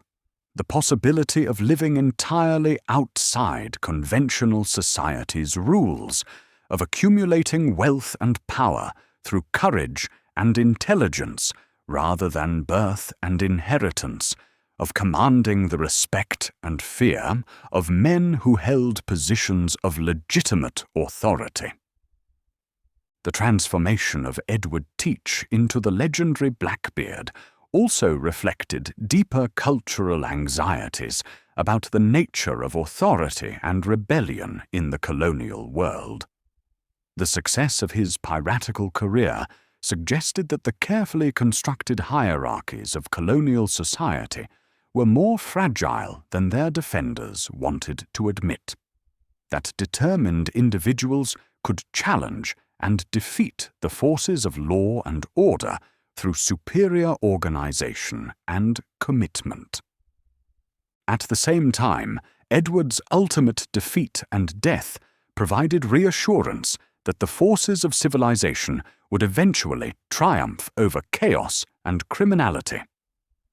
The legend of Blackbeard contained both the promise of successful rebellion and the warning that such rebellion would ultimately be punished, creating a complex moral framework that allowed people to admire his courage while condemning his actions. The influence of Edward's legend extended far beyond the colonial period, shaping popular culture's understanding of piracy for centuries to come. The image of the pirate as a romantic figure of rebellion and freedom, rather than simply a criminal, can be traced directly to the stories that grew up around Blackbeard's career. Writers and artists would draw on these stories to create works that celebrated the pirate as a symbol of individual freedom and resistance to oppressive authority. But the real Edward Teach was more complex and more human than the legend that grew up around him. He was a man who had begun life with conventional ambitions and expectations, who had been shaped by the violent and uncertain world of the early 18th century Atlantic, and who had made choices that ultimately led to his destruction. His story was not a simple tale of good versus evil, but a complex exploration of the relationship between individual ambition and social order, between the desire for freedom and the need for security. The morning after the Battle of Ocracoke Inlet, the waters of the inlet were calm and quiet, showing no sign of the violence that had taken place there just hours before. The bodies of the dead had been removed, the wreckage had been cleared away, and the natural world had already begun the process of healing the scars left by human conflict. But the memory of what had happened there would endure long after all physical traces had vanished. Somewhere beneath those quiet waters lay the remains of Queen Anne's Revenge, the ship that had carried Edward Teach to the pinnacle of his career and to his ultimate destruction. And somewhere in the collective memory of the Atlantic world, the legend of Blackbeard continued to grow, transforming a mortal man into an immortal symbol of rebellion, freedom, and the eternal human desire to live life on one's own terms. In the years that followed Edward Teach's death at Ocracoke Inlet, something curious began to happen along the Carolina coast. Fishermen working the waters where Queen Anne's Revenge had made her last anchorage reported strange sights in the early morning hours. A tall figure walking the shoreline of remote islands, his long black hair and beard unmistakable even in the dim light of dawn. Ships passing through those waters at night sometimes glimpsed phantom sails on the horizon, appearing and disappearing like memories half remembered upon waking. These stories were dismissed by educated men as the superstitions of ignorant sailors, but they persisted with a consistency that suggested something more than mere imagination. The legend of Blackbeard had taken on a life of its own, becoming part of the spiritual geography of the Atlantic coast in ways that transcended the historical facts of Edward Teach's actual life and death. The persistence of these stories reflected the profound impact that Edward's career had made on the collective consciousness of the maritime world. He had represented something unprecedented in the experience of colonial society. A man who had successfully challenged the authority of established government, who had created his own kingdom on the sea, and who had lived and died entirely according to his own rules. His death had eliminated the physical threat he represented, but it could not erase the memory of what he had achieved or the questions his success had raised about the nature of authority and freedom. The transformation of Edward Teach into the legendary Blackbeard served important psychological functions for the people who perpetuated his story. For sailors and other working men who lived under harsh discipline and limited opportunities, he represented the possibility of escape from the constraints of conventional society. For colonial authorities and respectable citizens, he embodied their fears about the fragility of civilization and the constant threat of chaos and rebellion.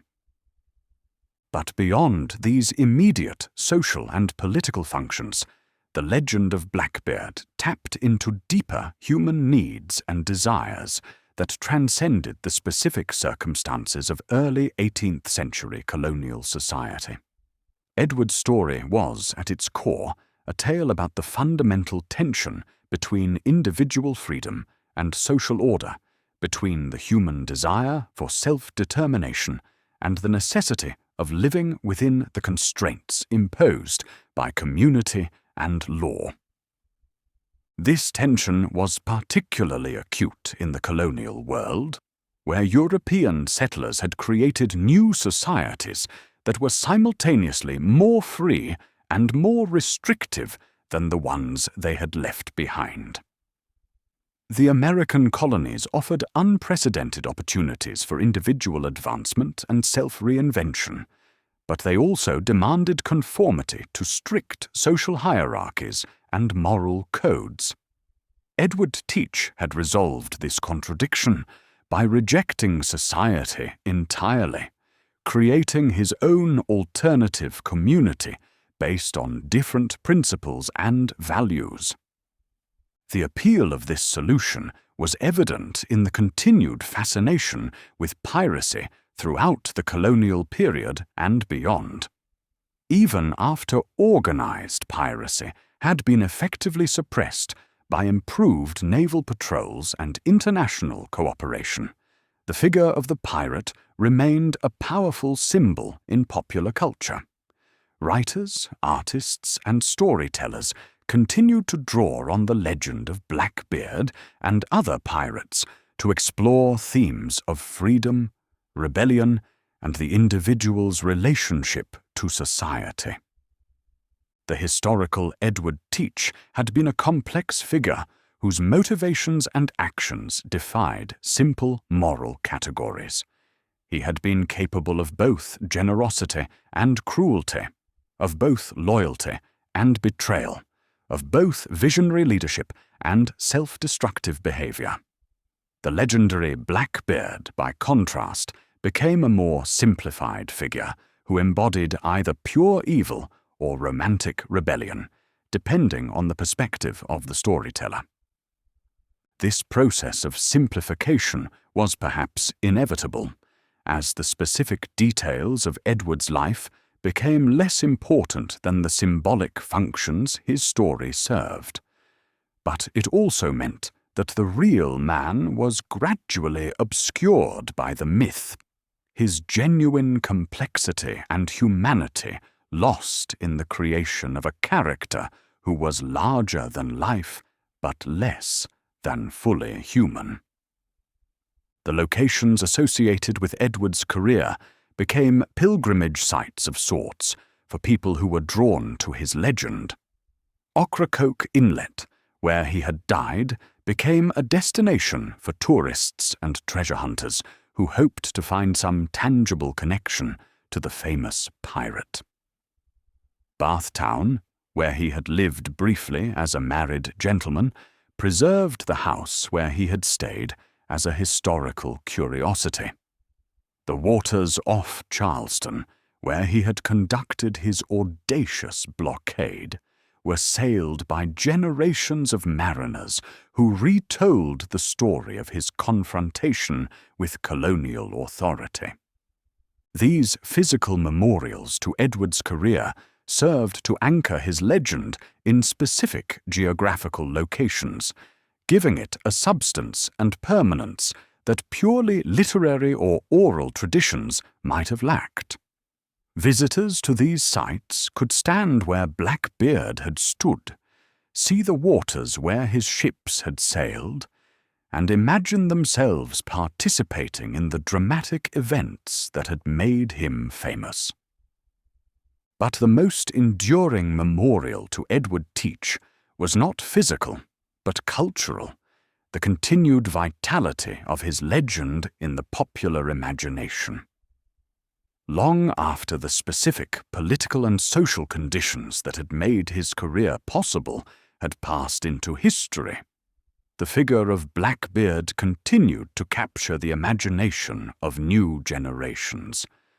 Children who had never seen the ocean knew his name, and adults who lived safely within the boundaries of organized society found vicarious excitement in stories of his exploits. This cultural immortality was perhaps Edward's greatest achievement, more significant than any of his successes as an actual pirate. He had transformed himself from a provincial English youth into a figure who transcended the limitations of his historical moment, becoming a permanent part of human mythology.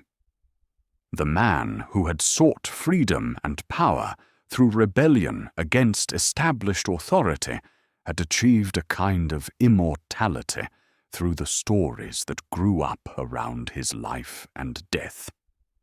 Yet there was also something tragic in this transformation, for it meant that the real Edward Teach, the man who had struggled with doubts and fears, who had loved and been loved, who had faced the same fundamental questions about meaning and purpose that confront every human being, was lost in the creation of the legend.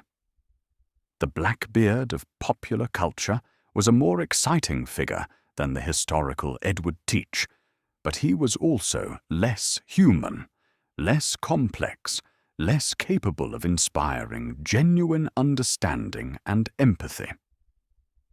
The waters off the Carolina coast continued to change with the seasons and the tides, but they also remained constant in their essential character, as they had for thousands of years before Edward Teach was born, and would for thousands of years after his death.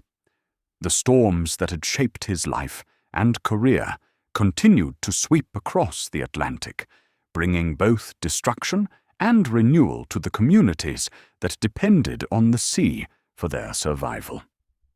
On quiet nights, when the wind was still and the water calm, it was possible to imagine that the past was not entirely gone, that somewhere in the darkness beyond the horizon, the ghost of Queen Anne's revenge still sailed under phantom stars, carrying the spirit of a man who had refused to accept the limitations that others tried to impose upon him. It was a comforting fantasy for those who felt constrained by the circumstances of their own lives, a reminder that someone, somewhere, had once chosen freedom over safety and had paid the ultimate price for that choice. But the real legacy of Edward Teach was not supernatural, but entirely human, the demonstration that individuals could shape their own destinies through courage, intelligence, and determination, even in the face of overwhelming opposition. His story was not about piracy or treasure or romantic adventure, but about the eternal human struggle to define oneself in opposition to the forces that would diminish or control us. The man who had begun life as Edward Teach and had died as Blackbeard had achieved something that few people in any era accomplish. He had lived entirely according to his own vision of what life should be, accepting the consequences of his choices with courage and dignity. That achievement, more than any treasure he accumulated or any ship he captured, was the true measure of his extraordinary life. The sun sets now over the same waters where Edward Teach once sailed, painting the sky in shades of gold and crimson that have remained unchanged since long before his birth and will endure long after his name is forgotten. The waves that wash against the shores of the Outer Banks carry no memory of the battles fought upon their surface, the blood that has stained their depths, or the dreams that have been born and destroyed in their embrace. 3 centuries have passed since Blackbeard's death at Ocracoke Inlet, and the world he knew has vanished as completely as if it had never existed. The colonies that feared his power have become a nation that spans a continent. The ships he captured have rotted away to nothing in the depths of harbours that now shelter vessels he could never have imagined. The governments that hunted him have been replaced by others, which have in turn been replaced by others still. Yet something of Edward Teach endures, not in the physical world, but in the realm of human memory and imagination. His story has become part of the great collection of tales that societies tell themselves about the nature of heroism and villainy, freedom and authority, individual ambition and collective order. Children who have never seen a sailing ship know his name. Adults who live in the ordered comfort of modern civilization feel a vicarious thrill when they hear stories of his exploits. This persistence of his legend speaks to something deeper than historical curiosity or romantic nostalgia. Edward Teach had embodied, in his brief and violent career, fundamental human desires that transcend the specific circumstances of any particular era. The longing for freedom from arbitrary authority, the dream of creating one's own destiny through courage and determination, the fantasy of living entirely according to one's own rules. These are not 18th century concerns, but eternal human aspirations. The tragedy of Edward's story was not that he died young or violently. Many men in his era faced similar fates, but that his very success at achieving his dreams made their ultimate destruction inevitable. The freedom he sought could only be maintained through constant struggle against forces that were ultimately more powerful than any individual could overcome. The authority he rejected was replaced not by the absence of authority, but by his own need to exercise power over others, creating new forms of the oppression he had originally sought to escape. Perhaps this is why his legend has proven so enduring. It captures both the appeal and the ultimate futility of the rebel's path, the simultaneous attraction and impossibility of absolute freedom. Edward Teach had achieved more than most men dare even dream, but he had also demonstrated the limits of what individual will can accomplish against the organized power of established society. The waters where he died continue their eternal rhythm, indifferent to human ambition and human tragedy alike. The tides that carried his ships to their final battle continue to rise and fall according to laws older than civilization, carrying away the works of men as easily as they carry away the foam from breaking waves. Yet in that very indifference lies a kind of comfort, a reminder that the forces that shape human destiny are larger and more enduring than any individual life or death. On quiet nights along the Carolina coast, when the wind dies to a whisper and the sea becomes as smooth as polished glass, it is possible to imagine that the past is not entirely gone. The ghost ships that fishermen claim to see in the morning mist, the phantom figures that walk the beaches of remote islands, the mysterious lights that dance on the horizon. Perhaps these are not mere superstitions, but glimpses of something that refuses to be entirely extinguished by death and time. Edward Teach had lived his life in defiance of the ordinary rules that governed other men, and perhaps it is fitting that his death should also refuse to conform to normal expectations. The man who had made himself into Blackbeard through sheer force of will might well possess the power to transcend even the ultimate limitation that mortality imposes upon human ambition. But whether or not his ghost walks the waters where he once ruled as a king, his true immortality lies in the stories that continue to be told about his life. Each retelling adds new details and removes others, gradually transforming the historical Edward Teach into something that never quite existed, but somehow captures essential truths about the human condition that mere facts could never convey. In these stories, Blackbeard becomes a symbol of all the roads not taken, all the dreams deferred, all the compromises that civilized life demands of its participants.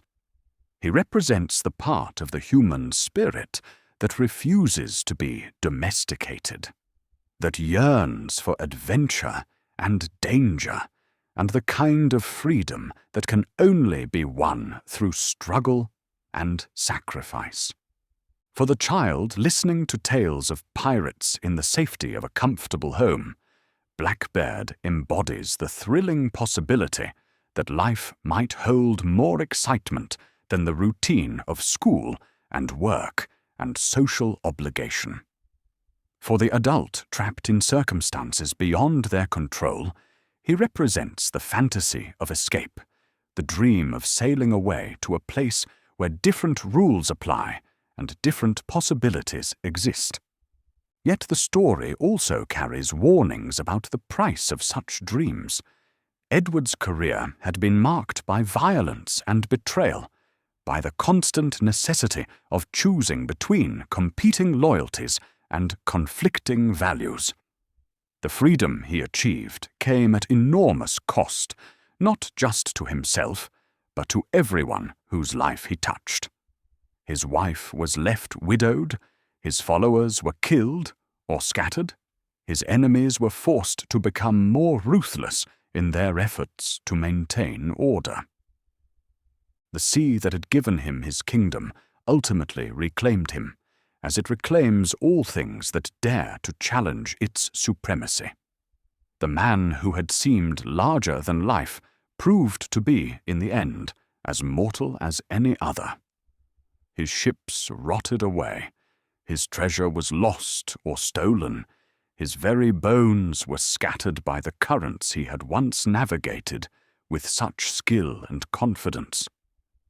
But something persists beyond the physical dissolution, something that the sea cannot claim and time cannot destroy.